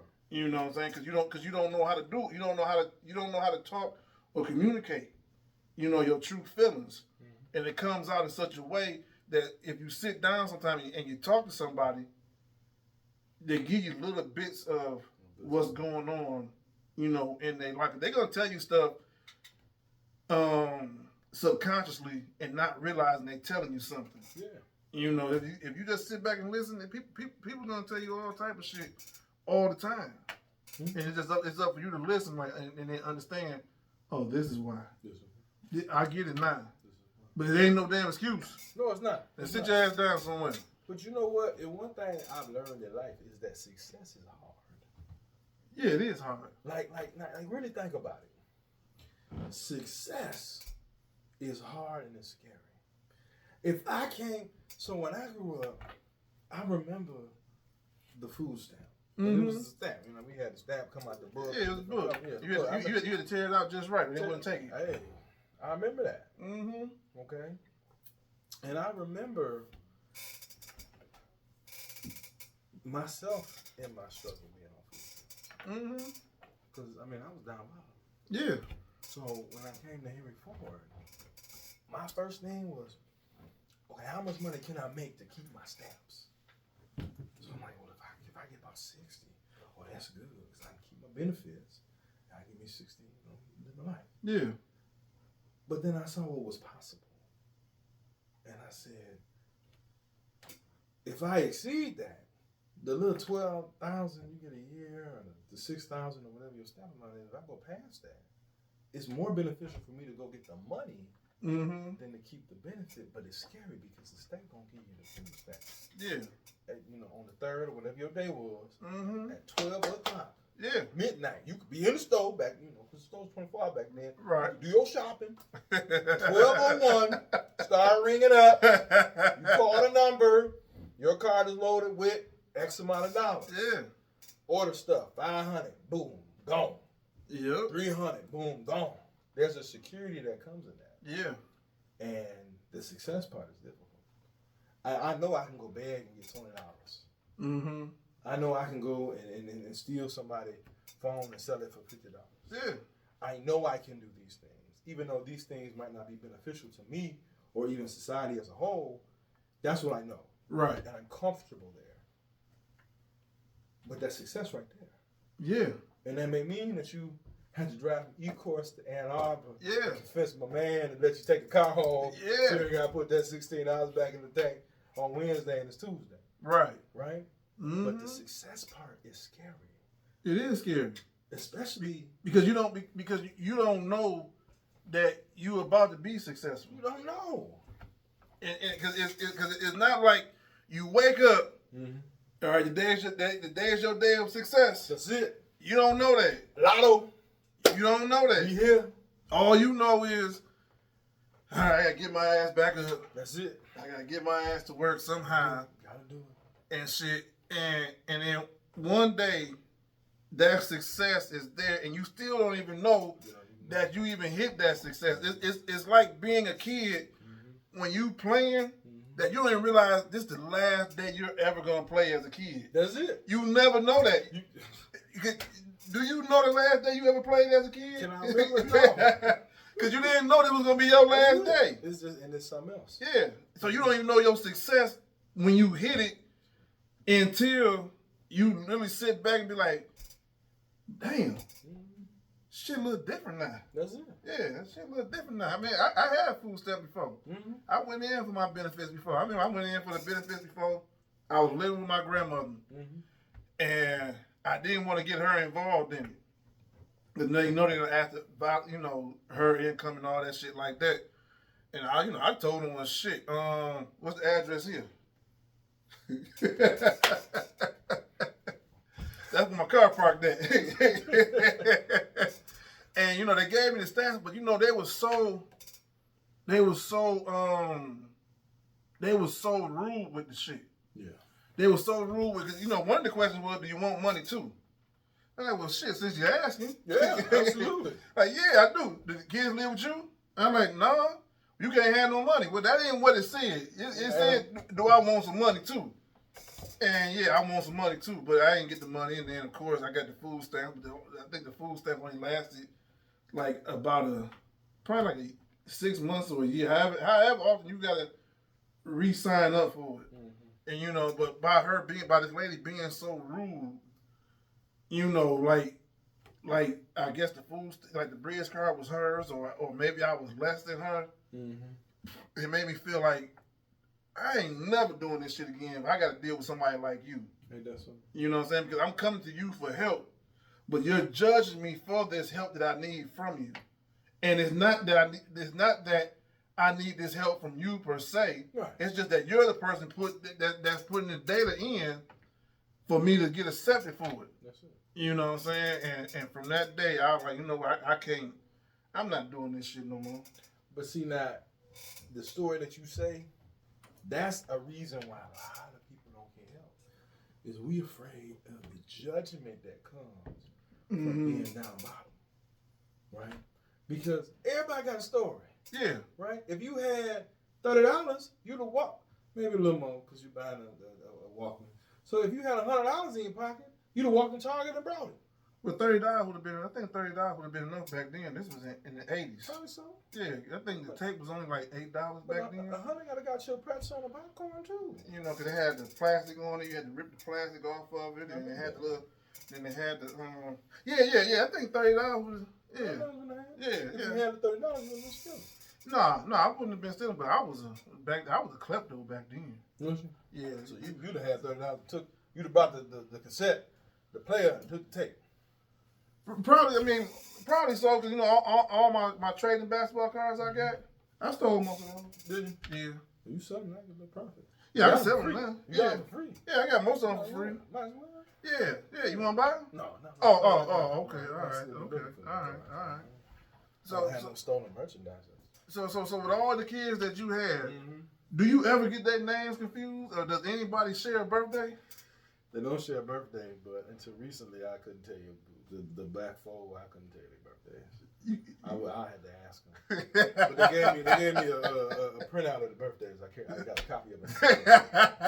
I go to the doctor. I took them to the doctor on Tuesday. So I'm sitting here in the doctor, pediatrician. They're like, so who you here for? I give them the number. They said, cool, okay, well, you got 3 appointments. I see, I got 3 appointments today, and I got 3 appointments in 2 weeks. And I was like, oh, okay. I said, yeah, that's all right. That's fine. They got to be seen by the doctor and checked out all that. And they said, well, what's the birthday? I was like, okay, well, let me pull up my phone. phone here and get you the birthdays, and I'll give them to you in a row, and we'll figure that out. But yeah, I will get 2.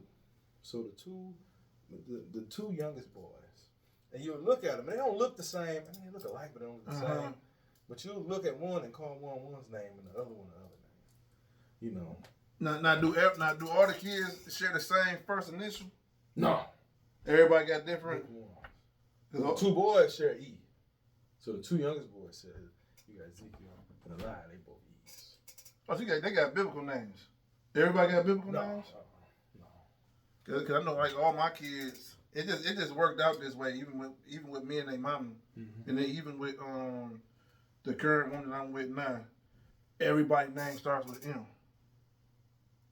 Get out of here. Yeah, everybody's name starts. All my kids that I have, my ex-wife and myself, first name starts with M. My dog name starts with M. The woman I'm with now, her and her 2 kids, name start with M. Ain't that something? Yeah, so everybody's name start with M. Yeah, and then my daughter, my oldest daughter, just had a baby, got a grandbaby. Her first name starts with M. Congratulations. Yeah, thank you. Congratulations. Yeah, so everybody's name Start with start with M. We got to keep it going. Okay. You got to. Got to keep it going. You got to. Like George Foreman, everybody named George. No. I ain't said we all had to say the same name. They make it easy though. No, it don't make it easy. It makes it a little confused. Now, do you have a junior? I do. You got a junior. Which one is the junior? The first one? Yeah. Oh, okay. All right.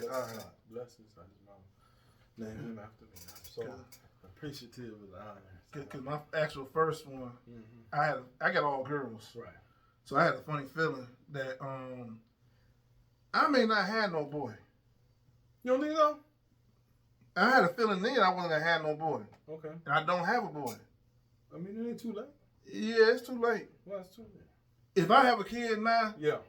that child is gonna be in the system. That child is gonna be a juvenile delinquent, which is gonna grow up to be an adult criminal. Because I don't have the energy to be chasing behind no child. I don't have the energy to get no phone call from no school saying your child is acting out. But why you got to have the energy? Because I would be a parent. What the mama gonna do? Be a parent. Well, let her be the parent. But that, as you know, children need a father. Sure. Yeah. Yeah. And there's a lot of single women out here. Yeah. I'm not, discriminating, saying that they can't do it. There's a lot of single women out here that have raised young men, to the fullest, But it's just something about when that woman say, "I'm gonna tell your daddy." There's something to it. It carries a lot of power behind it because eventually, this child that's a boy is gonna start growing into a young man. Sure. And the hormones is gonna kick in to where she can't say too much to him no more. Because these whoopings ain't gonna hurt no more. These spankings ain't gonna hurt no more. Remember that. Me hearing your mouth is just going in one ear and out the other. That's it. But when you got that man in the house that's gonna let you know there's only one room for one man in this house. That's it. Then you gonna, for the most part, you gonna fall in line. You may even test your father at one point. Sure. But when you lose. Yeah, it was definitely lost. It was a loss. Oh boy. When you lose, it's gonna be that ain't either I'm gonna leave or I'm gonna stick here and obey his rules. Yeah. Because it's just something about having that. And if I have a child today, that child's gonna be in the system. Well, go on, try and see how it work out. I'm not trying to contribute to the crime rate. I don't think it would be that way. I know it's gonna be that way. I don't think it's gonna be that way. I'm like, why you calling me? Shit, he did it. What you telling me for? His name on Junior. Give him Junior. He did it. What you telling me for? He in juvenile. Hey. He ain't got to be in juvenile. He gonna be in juvenile. This is what I want you to do. Go on, get you a younger woman. Keep the one you got now. That's too much work too. You trying to give me a whole lot of guys. You trying to give me keep the one I got and get me a young. That's a lot of work. Go till you have a boy. You probably gonna have a boy next time up, because you know you got all these girls. Right? Hey, your boy. And just rock with it. I'm not doing time with him. What you mean? You said rock with him? Yeah. No. Yeah, I'm not doing. I'm not. time. Yeah, he is gonna do You time. might end up going to Ohio State University and being a Rhodes Scholar or a star quarterback And be disowned. Why? Went to Ohio State. Why would you disown him? Went to Ohio State. You would disown your son if he went to Ohio State? Yeah. To play football? Yeah. As a linebacker? Because I look at you, linebacker. Yeah. Yeah, linebacker. You would disown him? Yeah. Why? Because he could have went to U of M. What if he don't get that offer from U of M? If he got an offer from Ohio State, he got an offer from U of M. I agree. Yeah. I agree. So you once again, you done already started off fucking up. And I ain't gonna be there for it. So you gonna be in the You ain't system. gonna go down to Columbus and see the games? For what? That's your son. I'll go to the game when he play U of M. What color you gonna wear? Maize and blue. You ain't gonna wear his jersey? It's really your jersey because he's a junior. Nah. You don't do it. Nah, because I wouldn't wear Ohio State jersey. You don't do it. No. No. Well, we go to Eastern Michigan. Yeah, that may be something different. I can do that. You can do Eastern Michigan. Yeah, I can do that. But No. you can do Toledo, but you can't do Ohio State. No, I can't do Ohio. I can do Toledo. Toledo Rockets. Yeah. Yeah. But you can't do Ohio State. No. Just because it's Ohio State. Yeah, just because it's Ohio State. Because you're going to win the national championship. Now, of all your kids, Yeah. which one reminds you of you the most? Whoo, they all do. How? They all got good work ethics or something? Or they all ride bikes? Or they all stunting? Well, they do that. They'll make you think everything is fine. They'll meet you at the door.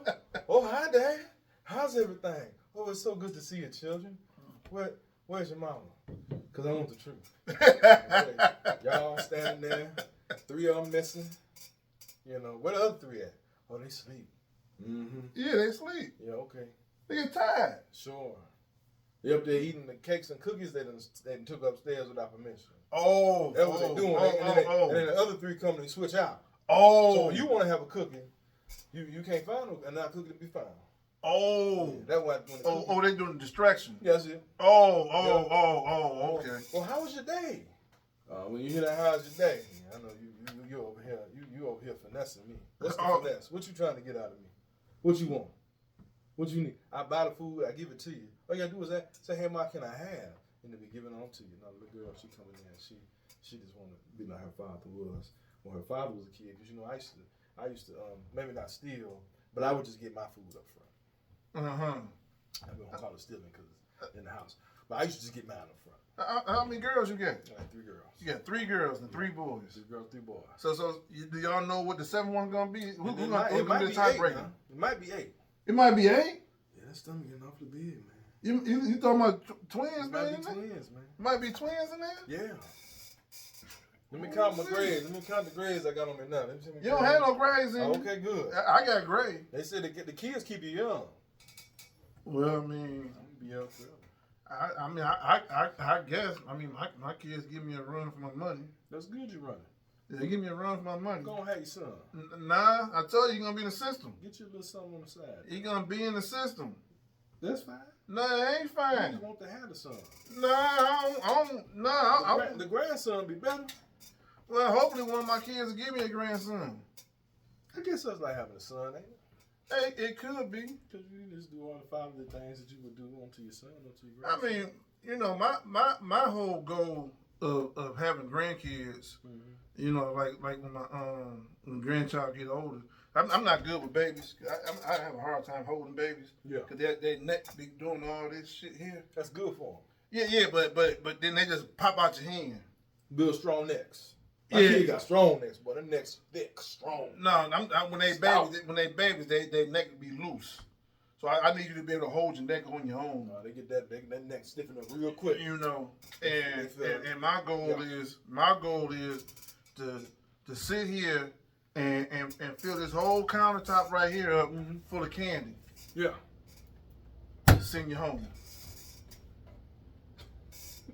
You ain't gonna take them fishing or hunting or nothing? I mean, take them fishing, yeah, but what Yeah. I want to do is get them a sugar high, Okay. send them home. Why would you do something like that? Huh? Huh? Why you gonna do them girls like that? Cuz, children deserve candy. Send them home with a sugar high. Did you give your girls a sugar high? No, Oh. no, I had to be the disciplinary. Oh, you gonna When my kids was young, I had to be the one that did the discipline. Yeah. Yeah, so now I ain't got to do that no more. You ain't gonna discipline? No, I don't got discipline no No, more. you gonna be one of those. Yeah, I'm a grandparent. Here, get all the candy and sugar you want. Mm-hmm. Mm-hmm. Mm-hmm. And if you don't eat pork, here goes some bacon. That's pork. Take that with you. Take it with you. Now, don't take it with you. Eat it now. Cause you can be a take it with you. Yeah, you ain't gonna be able to take it with you. Eat the Skittles. 'Cause I heard Skittles got pork in it. Eat the Get Skittles. some kosher Skittles. No. We doing Skittles. I get you some kosher. I got you. We Next time doing- go to the market, I got you. I mean, the only thing we doing kosher is the salt.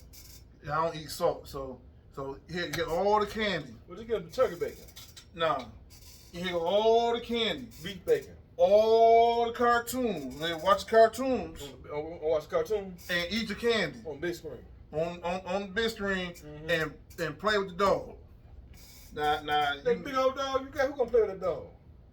kids, he love the kids. He love the They kids. gonna ride him like a horse. Yeah, I'm giving him a saddle. Yeah, Go get him a saddle. yeah, I'm giving him a saddle. You gonna let him ride the dog? Yeah, I tried that. I did that when I was young. You rode the dog? Yeah, my grandparents had a Doberman Pinscher. His name was Butler. Okay. Yeah, I used to ride. I used to be on his back, riding in the backyard all the time. Did you? Yeah. Okay. Mm-hmm. Well, that's cool that you was able to do that. Yeah. Yeah. Now, I wasn't able to do that with the other dog, though. Why not? Yeah, he was a different Doberman Pinscher. Oh, he was. Yeah, he said by his name, he was different. What was his name? Cuz. You left Cuz alone. Nah, I ain't leave Cuz. Cuz got me a couple times. Oh, did he? Yeah, Cuz got me a couple Oh, you times. thought you was gonna ride on Cuz? He said, I'm a tame Cuz. Nah. Cuz was a different. He was a different breed of Doberman. He was the real deal. Yeah, he was the real deal. He was like you, that guy. He was that guy. He was that dog. He That was. guy. It wasn't no putting him on a regular chain. No. They had to put him on a construction Yeah. style chain. Thick old. Yeah. Something like that. Yeah. Yeah. He ain't like kids. He the kind of dog. He had a custom Cadillac, like a purple. No, he was Purple. he was the type of dog that'll bite you. Yeah. He bit me twice.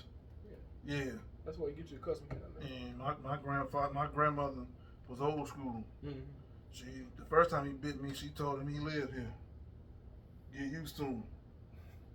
All right. then he bit me again. What you say that time? I gotta get rid of him. Why? Yeah, got rid of him. No. Took him to a different took him to a truck yard, Mm-hmm. and he broke the chain off the doghouse and bit 2 more kids. Cause I remember the guy had to come up to my grandmother's house to get the paperwork to say that he was at that time he was up to date with his shots. Mm. And then then they sent him somewhere else. I think they sent him to a turkey farm or somewhere, Mm-hmm. and left his ass outside, and he froze to death. Dang. Yeah, that was Cuz. Yeah, That's a terrible story. Yeah, Shit yeah, left yeah. outside, froze to death. yeah. Forgot he was outside. And he froze to death. Doberman Pinscher. That was Cuz. Wow. Mm-hmm. I'm just sent the kid home. I wouldn't have never did it. And then how often do you practice your religion on a regular basis, or how does that? It's So, a so, part. so, so what does that consist of? Well, you know, you wake up, you pray, Mm-hmm. put on your clothes, you're ready. It's pretty much regular life. You know, it's no different. Well, to you it's regular life, but to somebody like myself, that may not be so regular. You might eat a little different diet. Yeah, I know I eat a completely different diet. Oh yeah. I'm eating pork sausages, Yeah, you can eat some. links and patties. Let me get you some sausage. You eat pork? No, you can't eat no. That's what I'm saying. You can't eat no pork. Can't eat no shrimp. You can't eat shrimp? Catfish? No. You can't eat catfish? I can't eat no catfish, man. You can't eat no pork? No. You can't eat no shrimp? No. You can't eat no catfish? No. Can you eat lobster? No. Well, damn. Can you eat no rabbit? You can't eat rabbit? No. What can you eat? Can you eat no possum? I don't care. What can you eat? You eat beef. The Turkey. Okay. You eat salmon. Cod. Why you can eat salmon but can't eat catfish? Well, so it's there are particular rules to it. Okay. So, for example, let's take a pig. All right. Compare a pig to a cow. Okay. I can eat a pig from the Rudy Tooty. You could. Can't do that with a cow. What you mean?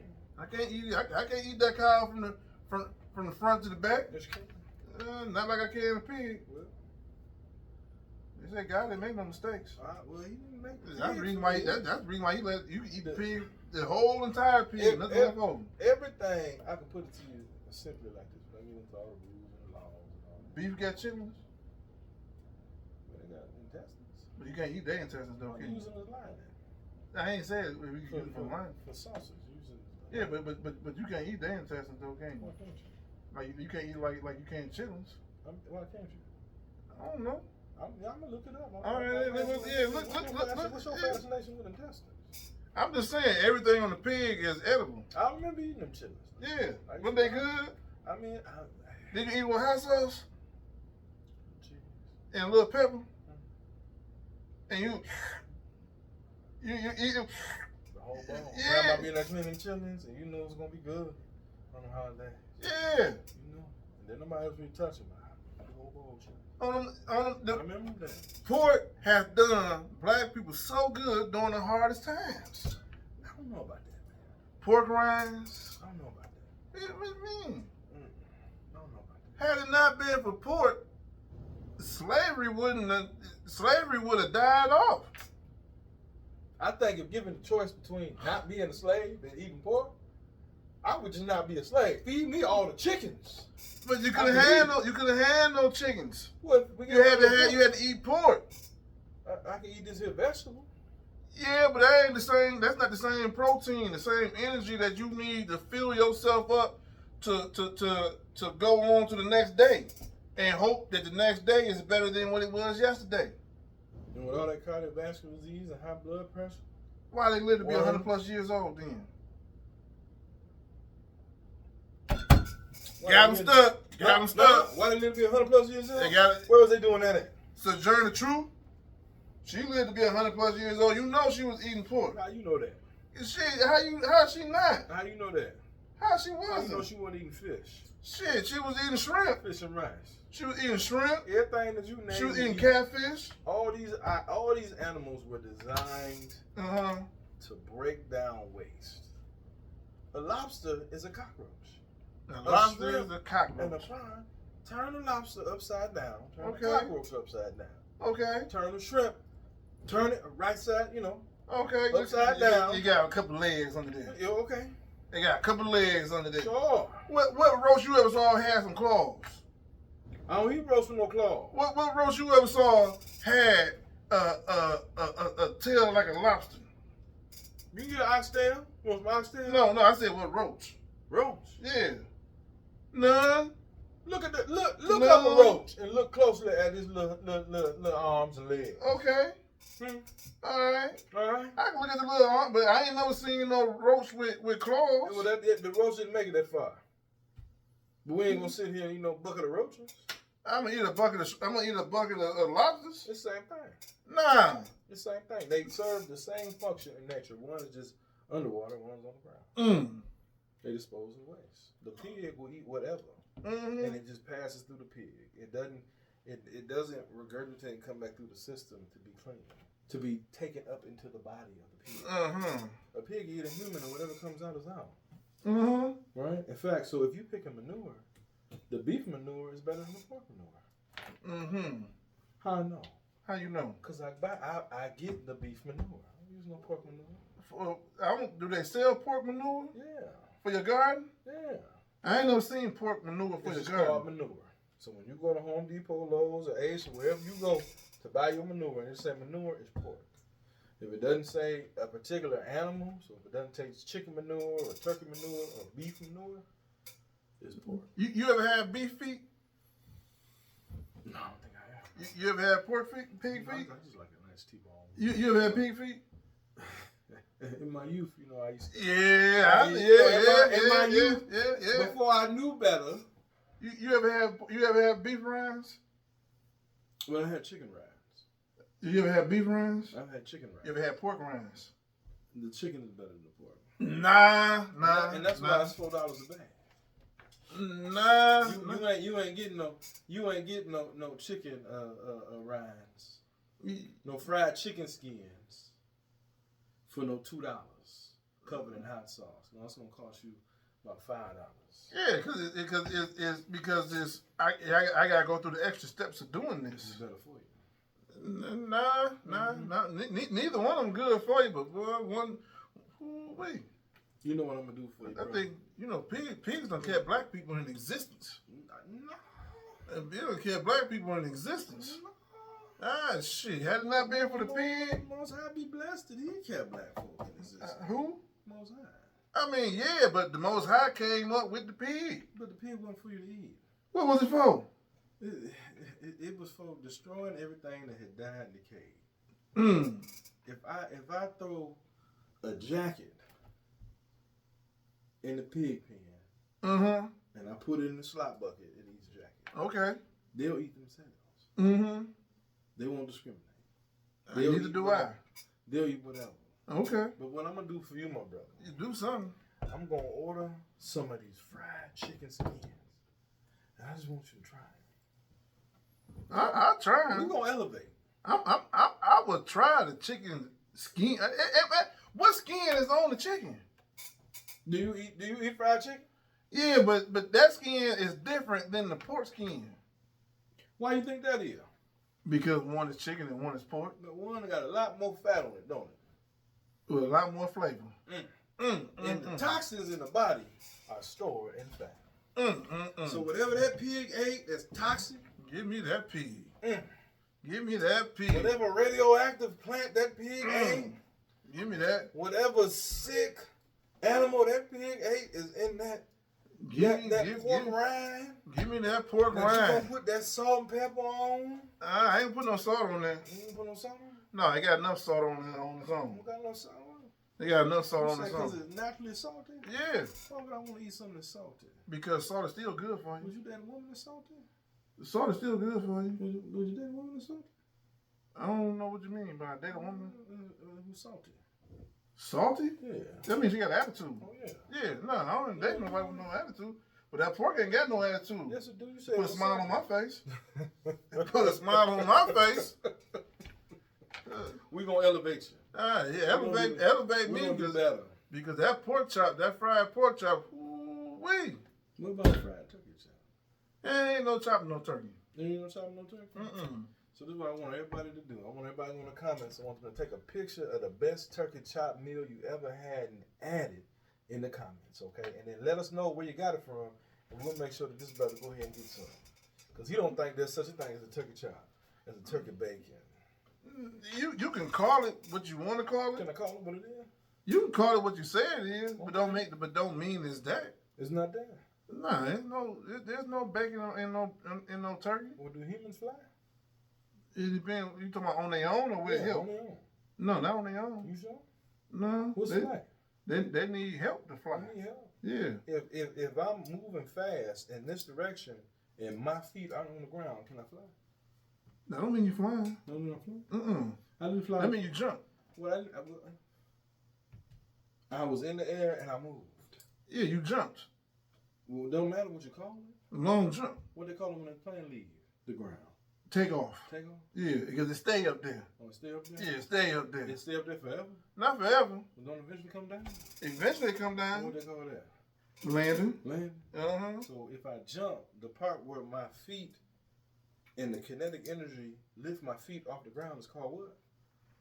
Jump. It's called takeoff. It's called a jump. And then when my feet hit the ground, it's called You jumped and came down. If I look It's at the called long gravity. jump, if I look at the long jump in the Olympics, Mm-hmm. right? They had a spot. They got a line on the track Mm-hmm. where they take off and they mark the landing in the sand. Mm-hmm. Mm-hmm. They didn't fly. Are you sure? They jumped. That's why they call it long I'll show jump. you some video. That's why they call it long Long jump. jump? Yeah, that's why they call it We call long it jump. short flight. Okay. Mm-hmm. It's short flight. Mm-hmm. Yeah, A 30 chop. minutes. A chop is a chop. It's 30 minutes. The chop A chop is a chop. Nine. A pork chop and a turkey chop, a pork chop, and a lamb chop, all different. So one gives life, and the other one gives death. One gives off what you would call dopamine. Mm. You know what dopamine is? Yeah. Yeah, that's in your head. Mm. And boy, do you feel good when you eat that pork chop, that fried pork chop. So you saying this is like dope, huh? Just Ooh, like wee. dope. The pork like the dope and the dope. Ooh, that dopamine means feel good. Oh. Yeah, that's what dope means. But- That's where dope comes. It feel good. The dope make the people feel good too. No, but see, it's one thing we call dope, and it's another thing to add the dopamine. The dope, Yeah, it's just the long version of dope. is what your mind gives off like, oh, this is good. That's good. This is good. Well, what's better, the eagle or the falcon? Well, I guess it depends on which one you like the most. Yeah. So if I don't like pork, Mm-hmm. and I consume pork, is that bad? If you don't like pork and you consume pork, is that bad? What would that do to me? Would that increase my dopamine? It probably would increase. Yeah, it would, because I'm sure this great amount of joy would just hit you out of nowhere. I know. It'd be like graffiti just falling around you that can't nobody else see but you. Mm. That's it. I see. That's it. Like a graffiti. Like a graffiti. Now the next thing is after number 7, y'all going for 8. You know, it's whatever comes. It's coming. It probably It's coming. It'll come. Why not? I got another seat in the van. So with your religious beliefs, now, do you believe in birth control or you don't believe in birth control? I do, just not for me. So like I won't go and get the snip or the whatever they do. Or what about the what about the condom? The condom. Yeah, or condoms. What's that? That's a form of Condoms. yeah, that's a contraceptive. Contraceptive. Yeah, that's a form of I contraceptive. ain't do well in health class in high school. You know, that's where you to prevent pregnancy, you put this thing called a condom. Oh, okay. Yeah. No, I encourage pregnancy. Oh. Yeah, baby. I encourage pregnancy. Yeah. Oh, yeah. I want. Yeah, give it all to me now. Yeah. Give it all to me. So in other words, you're not keeping no condom companies in business. No. Oh, I okay. definitely have kept quite a few diaper companies in business. Okay. But what about the wife? Now, what if the wife says she want to start using some type of contraceptive? This is what we're finna right to do so. Okay, And if condoms was the chosen one, then that's what I would do. But what if she say I want to take a shot or I want to? That's fine. Do the whole tubalization thing. That's fine. Or what she say I want 3 more kids. That's fine too. Woo-wee. Baby, you can customize the trans. You You customize go on the website. You customize. I want 13 seats. At 13 seats. At 7 is 10, and that let me take some relatives with us on the trip too. Cause y'all not flying nowhere. Why not? Y'all 7 kids. Yeah. Y'all be flying? They fit on the plane? Do the budget fit is the question. Do the budget fit? So is it 7 kids, 6 kids, and 2 parents? Everybody getting on the plane. Everybody. Well, I can't leave the toddler behind. Everybody getting on the plane. The toddler go where the mama go. Ain't nobody's getting in the Sprinter van and making a beeline from Detroit, Michigan to California. We could. I don't mind the road trip, but we probably take the plane. Somebody got some money. Well, I don't know where he at. I need some. Where he at? Who got the money? I had 3 kids. We had to take a truck. We had to drive everywhere. You better catch that Spirit. I got the Spirit. Well, you better go on the Spirit Airlines. I got the Holy Ghost. You better get on there. I get the Holy Ghost. $21 one way. A Holy Ghost cost? Well, you gotta pay a little something. I get the Spirit from time to time. You gotta pay everything. I mean, from time to time I get the Spirit. Yeah. You can afford to do it. I believe in you. I mean, now I can fly now. All my kids are adults. You can fly now too if you mean. You can fly. So I'm looking at the trips. So, you know, I go on this website. I ain't gonna say what the website is because, you know, I don't want to give it away. But I go on this website and I'm just looking at these, you know, like an exclusive travel thing. So I'm looking, I say, well, you know, the family might enjoy this, or the missus might like that, or I might like that, or someone I know might like that. You book the flight, and the flights you need to go. You get all the kids on the plane. Yeah. So you got you, 2 kids, is the wife, 2 kids. All right, that's 4. That's 4 kids. I think I got enough hands to count this. You got 2 more. So you try to bring another adult with you. So you got 2 more, and then somebody that the kids know, so they be comfortable sitting next to them. And y'all be like yelling over each other. Hey, y'all, sit down over there. Sit down. Stop it now. Stop. Sit down. You know the big thing about taking kids on a flight is they don't like being on flights. They be scared of the flight, so the kids gonna sit there like this all day. Just be looking. You ain't got to worry about it. You go sleep. That kid gonna be sitting right there. You be sitting there, that kid gone, just sitting. Ain't moved, ain't took the seatbelt off. They went to the bathroom either? Let me go on bathroom. Get you some Depends. You know, the kids gonna go. They gonna go on the bathroom. They gonna do right there in the chair. So, but yeah, it ain't bad.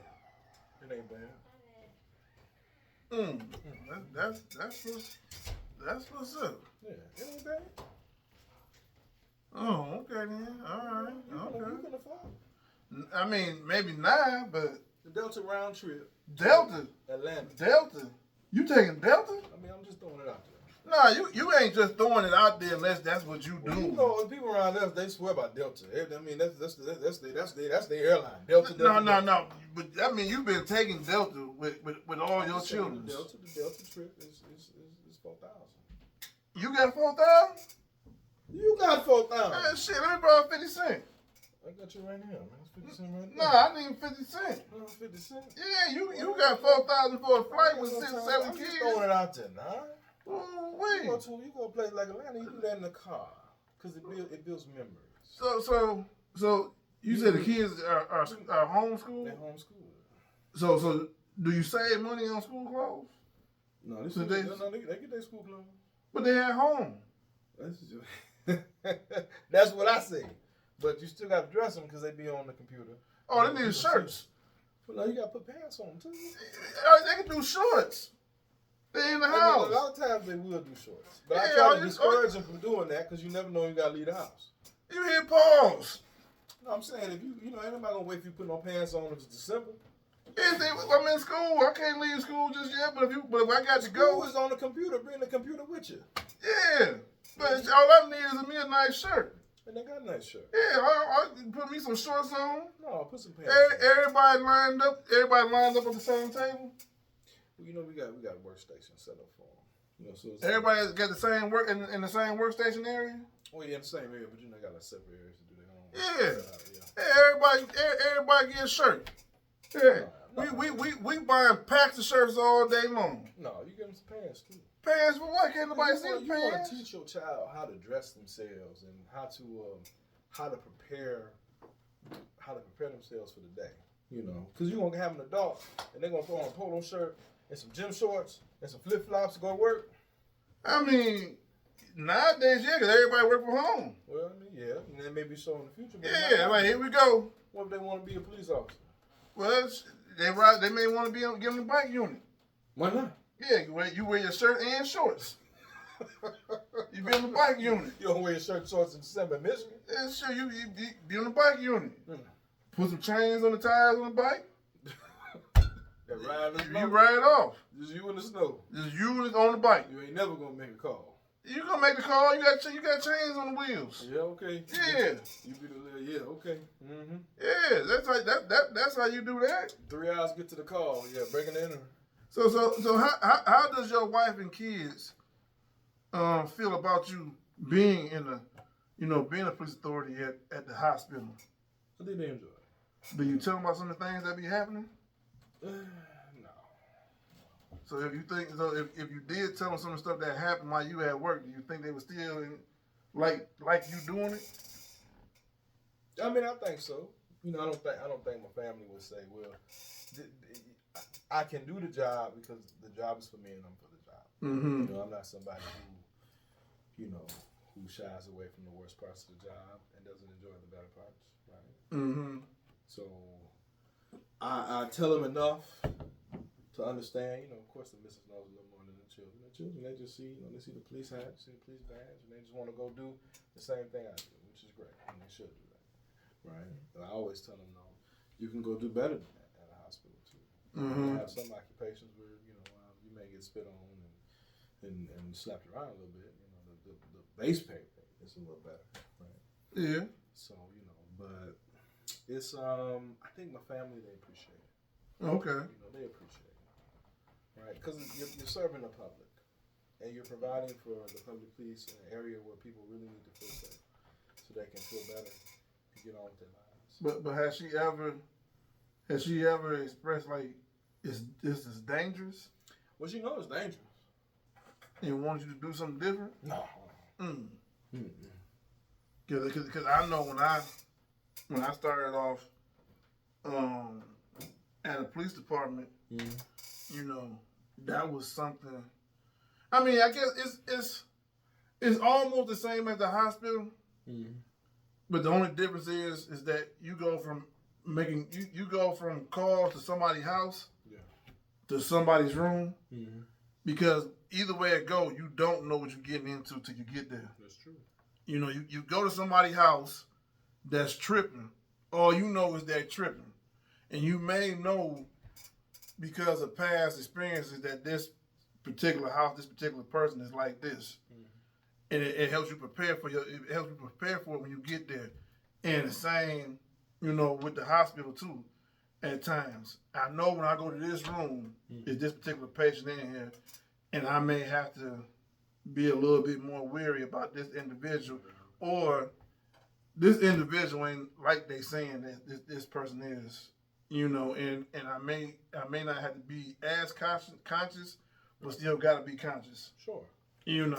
So the transition from the city to the hospital was somewhat of a smooth transition for me, just because I try not to get.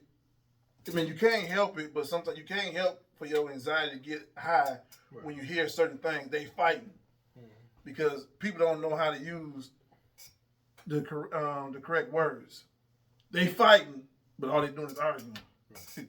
Now here I am thinking they fighting. I got to break up this fight, and I got to get people apart from each other and whatever it is like this. But all they did was cuss you out, and you named it as fighting. You gotta trust in yourself, trust in your team. Oh well, yeah. You gotta do that, and it's a few people, even when I worked in the city and even in the hospitals, that I feel comfortable going to certain calls with, because if I got to go to a certain call with somebody, I know how I got to conduct myself when I go with this individual versus going with this individual. Yeah. Do you find yourself that way too, depending on when you go to these calls with individuals? I think so. Yeah, and I think that's natural, right? You look at the stature of the person that you're responding with, compared to the stature of the person that you're confronting, and the nature of the call, and knowing the skill sets and the strengths and the weaknesses of the people that you serve with. There's always that. I might have to be a little more aggressive on this call, or I can lay low a little bit, because you may go with a guy who's 6'5", 6'6", 400, 350 pounds, and you for the most part know that this clause, y'all gonna talk, they gonna comply. Right. That doesn't happen. And you may go with somebody who is 5'1", 105 pounds, and the person that you're going in there with is all a 6'2", 6'5", 5'10", you know, they 250 and they rip solid. Yeah. They swing an IV pole, right? So, you know, you always, what I try to do is, to the extent that I can treat everyone the same, I do. Mm-hmm. I have the same expectation of you putting forth your best effort. I just understand that person that's 5'1" and 105 pounds is probably not going to be able to slam this person that's my size. Right. Right? So, you know, you understand that when it comes to getting physical, you may be the one to drive that. And if it's 4 people of same stature, you know, you're not really probably going to get more help. Mm-hmm. Right? So you just kind of got to make do the best you can. Now, what I end up doing a lot of times, depending on who I'm with, if it is that person that's 5'1", I find myself doing more talking. Yeah. I'm trying to verbally de-escalate this because I know if it go down, I'm gonna be on my own damn near until somebody else show up. Sure you are. And in my head, if I gotta do this, 3 minutes, whoever comes should be there in 3 minutes. 3 minutes, yeah. I got 3 minutes. I got 3 minutes to go head to head with you. Yeah. You know, and because of that, that was one of the reasons why I had quit smoking cigarettes. Okay. When I first got into this field, I had quit smoking cigarettes because my fear was getting my ass whooped because I was out of breath. And it does. And it can happen. Yeah. Right? So that's part of, I've recently made diet and lifestyle changes in addition to in the past, and just how I eat and how I work out and just how I kind of. But the pork will help you get that extra strength though. No, man. That pork give you that oomph. No, man. Too. That's what that pork do. You ain't gotta do that. That pork give you exercise that you never thought that you would ever use. You do some broccoli. Have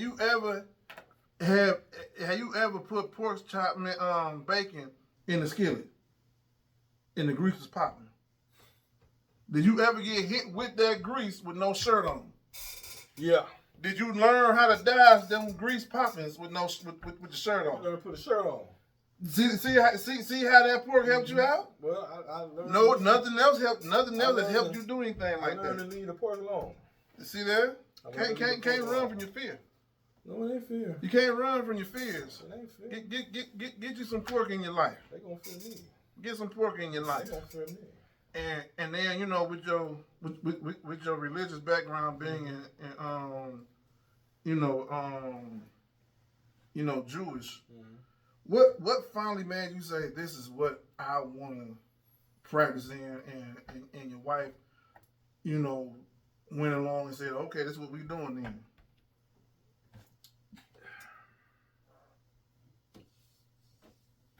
How can I say this?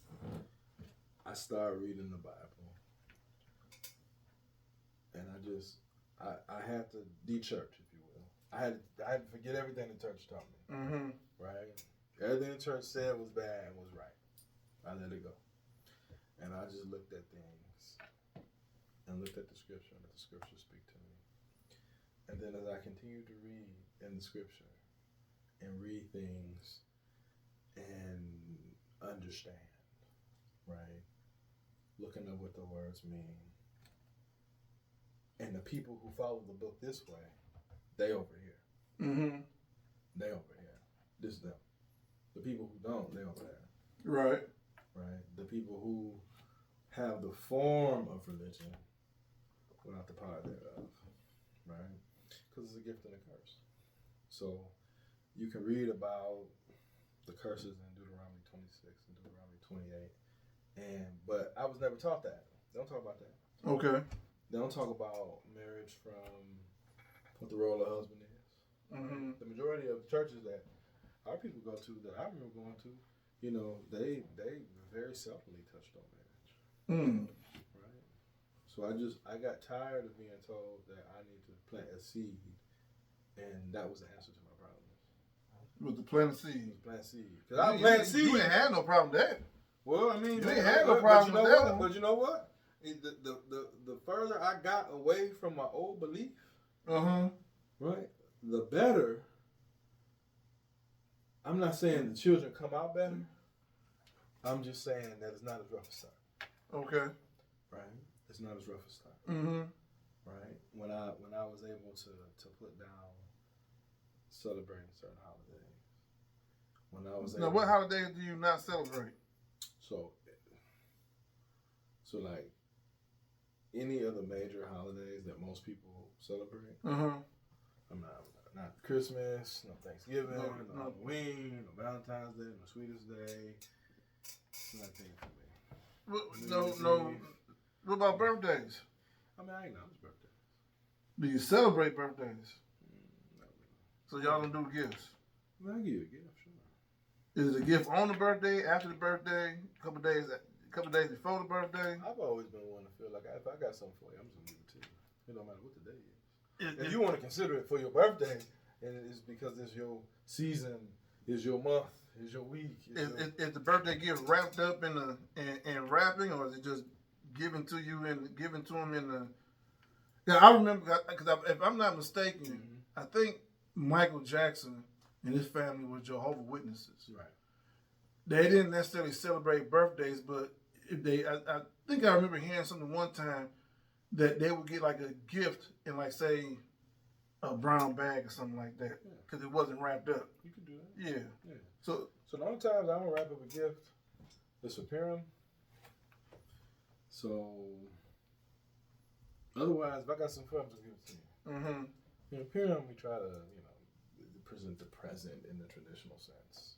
So you wrap it up and you, oh here kid, here's your Purim gift, and they open up the wrap paper. So they had that moment, right? Because one of the things that I don't want to do is I don't want to deny my children to the best I can an experience similar to what their peers go through. Because if they don't have that, then they're gonna want the stuff I'm telling them they can't have. So it's like anything else in parenting, right? If I say, well, baby, we ain't gonna be able to eat this pork bacon, and you still gonna beat that bacon, and be like, ooh, bacon is good. It is. Well, it is. So I'm gonna raise you on a different type of, we're gonna have an alternative. We'll do the best we can. We'll figure it out. So do y'all do Christmas gifts during Christmas? I mean, not Christmas gifts, but like the Christmas tree during Christmas? Because you said the kids, they may have friends or whatever that may do a Christmas tree. They may. And they have relatives that will. And so my children have never celebrated Christmas. Uh-huh. Right? We never had a tree. We never decked the halls. We never put up the lights when we were caroling. It's just not for us. No eggnog? No. You ain't never had no eggnog? I've had eggnog. I done had things in these bottles of eggnog. Okay, I done did it. I think I had eggnog one time. One time? One time. What kind of eggnog was it? I don't know. It was nasty because I was a kid, and I think it had liquor in it.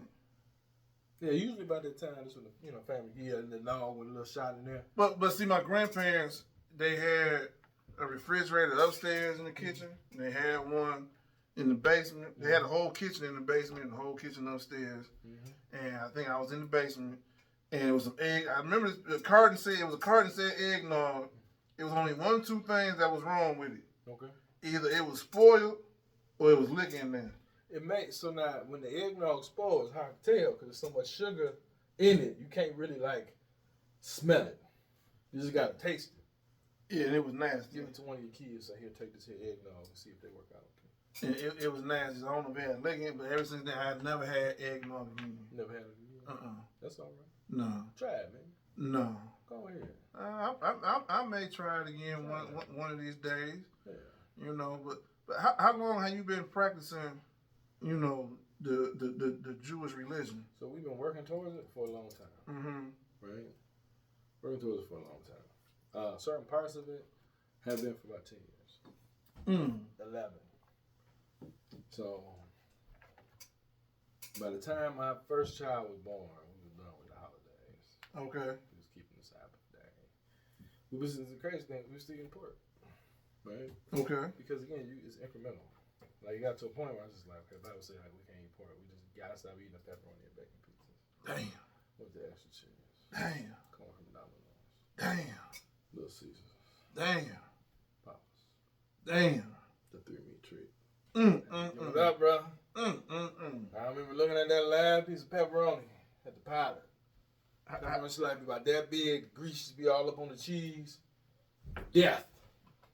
That was the last time you ate pork? Do you remember the last time you ate pork? I remember the last time I made the pepperoni pizza from Pilot. Okay, so the last time you ate that pepperoni cheese, and when was the last time you just put down pork all together? We probably went too soon after that. Cause you know so when you have heathen, you're halfway in, you're lukewarm. You know, you're not quite there. So we would say, oh, the Sabbath is coming. We need something to eat. We'll order them pizzas. And we order it, and no matter what time it came delivered, we didn't deliver it. Well, okay, we can eat this pizza. It's good to eat. So it probably took my son. He probably about 1, 2, it's about 8 years. It was really stuck. Like, we just not gonna do this. But it took incrementally, like letting things go. You know, letting things go. Cause growing up with bacon and eggs, man. Yeah. Pop used to buy the pack of bacon and cut it in half. Yeah. Right. We fry up the eggs, fry up the bacon. Yeah. And you would eat it. You eat it. And I used to eat it raw. Eat it raw. Cause you know I used to get my food up front. I mean, I don't think getting your food up front means that you can't wait for it to get cooked. No, I couldn't because then I wouldn't get it up front. Then you get his portion first. I'm gonna get everybody taken care of. You might get a little piece of bacon like that. I used to go in there and just get mine on top. Raw? Mm-hmm. You eating raw bacon? Oh man, I was eating raw bacon. Dang, I was a kid. I didn't know about it. I mean, but it had to been some type of taste. Like, oh, this ain't this. But you say the hog is good. Yeah, but raw meat ain't Raw. never good. If you can't eat that animal raw, brother. I can't eat chicken raw. Well, I can't eat beef raw. how you eat your steak? Shit, medium. That about raw? No, but about and being is different. About raw. About and being is different. Eat a bloody. Okay, but it's still cooked. Some fire has hit it. I hit it. Yeah, some fire has hit this meat. Just a little bit. It don't matter how many. It don't matter how But big. I can't. They're gonna hit a pop of the bacon grease. They're gonna hit a sizzle. They're gonna smell it. Who down there cooking that bacon? So you trying to be sneaky and eating raw bacon? Who? Teenage years was rough. You do this in teenage years? No, a little before preteen. You know, once I started cooking, I just started cooking bacon. Oh boy. My own pack of bacon. We used to eat a long strip back then. So you and your wife been married now for what? You say 10 years, 12 years? No, 10, 11 years. 10, 11 years. Did you ever see it going this long? As long as it's been, and with and as many children as y'all have? I initially wanted 7 to 8. So when we did our vows, you know, I made that as one of my requests was the 7 to 8 children. In your vows? So when y'all got married and y'all was saying y'all vows, the number of children was in there? Or it was something y'all might not have been said at the altar, but it was understood that we was gonna go 7 to 8. And she said okay. I think that what you bind on earth is bound in heaven. Yeah, it is. You gonna either willingly go ahead and comply, or it's just gonna happen. I mean, yeah. We get to 8. That's it. Wait, 8 is great. That's what they say. 8 is enough. 7 is number completion. They say 8. Wasn't that a TV show back then? 8 is enough. I don't know, but I think it was a show back in the day. 8 is enough. The guy had 8. Him and his wife had 8 children. Cheaper by the dozen though. I'll let you have that cheaper by the dozen. I'm done. You know, on the insurance, the family rate is the same. They don't add. It's not per up to 4 kids, and then every other kid is an additional rate. The family rate is the same on the insurance. I don't have no children on my insurance. Just myself. No.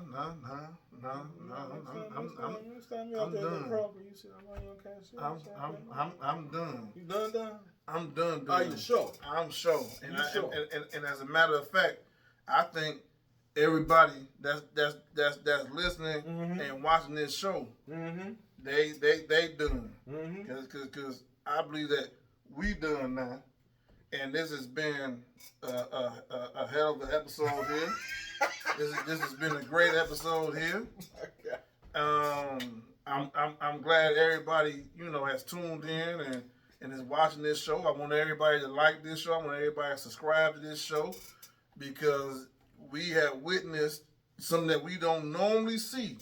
We have witnessed a man who is married and has 8 children by the same woman and is practicing a religion that's not normally practiced by people that look like us. That's fair. You know, and has shown discipline in doing so. Mm-hmm. Discipline in raising kids, discipline and being with the same woman. You know, has gradually uplifted himself through religion, through children, through marriage, through trials and tribulations. You know that it can be done. You know, you're walking proof of that.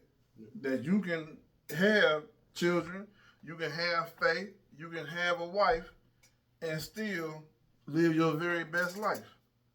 You know what I'm saying? I think that, and not that I think it, I know that you are walking proof that it can happen.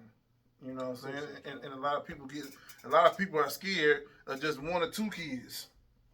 You know what I'm saying? But it takes a lot for somebody to stick it out,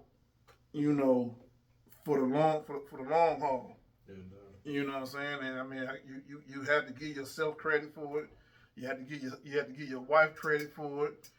You got to give your kids credit for it because, you got a wife that's saying, okay, well, shit, we in this, we gonna do this.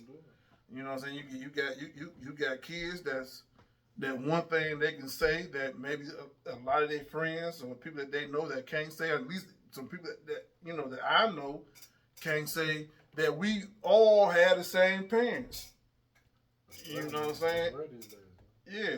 You don't see it. You may have you may have kids that may have like two or three of them may have both the same parents, but the fourth and fifth ones don't. You know what I'm saying? So I mean, just in that aspect alone, I think that, you and your wife and your children are winning in that aspect, are successful in that aspect, because you just don't, like you said, like we said, there's not many of us that can say we got the same, that everybody had the same parents. That's something that done went to the wayside because it's too easy to give up. It's too easy to say, I'm gonna go somewhere else and do something better. It's too easy to say that the grass is greener on the other side when the grass is not as green on the other side. Somebody just spray painted it. But like I said, I'm happy everybody that tuned in. I'm happy that you showed up. I appreciate you showing up for all this. It's been a long time coming. So I think that's gonna be it for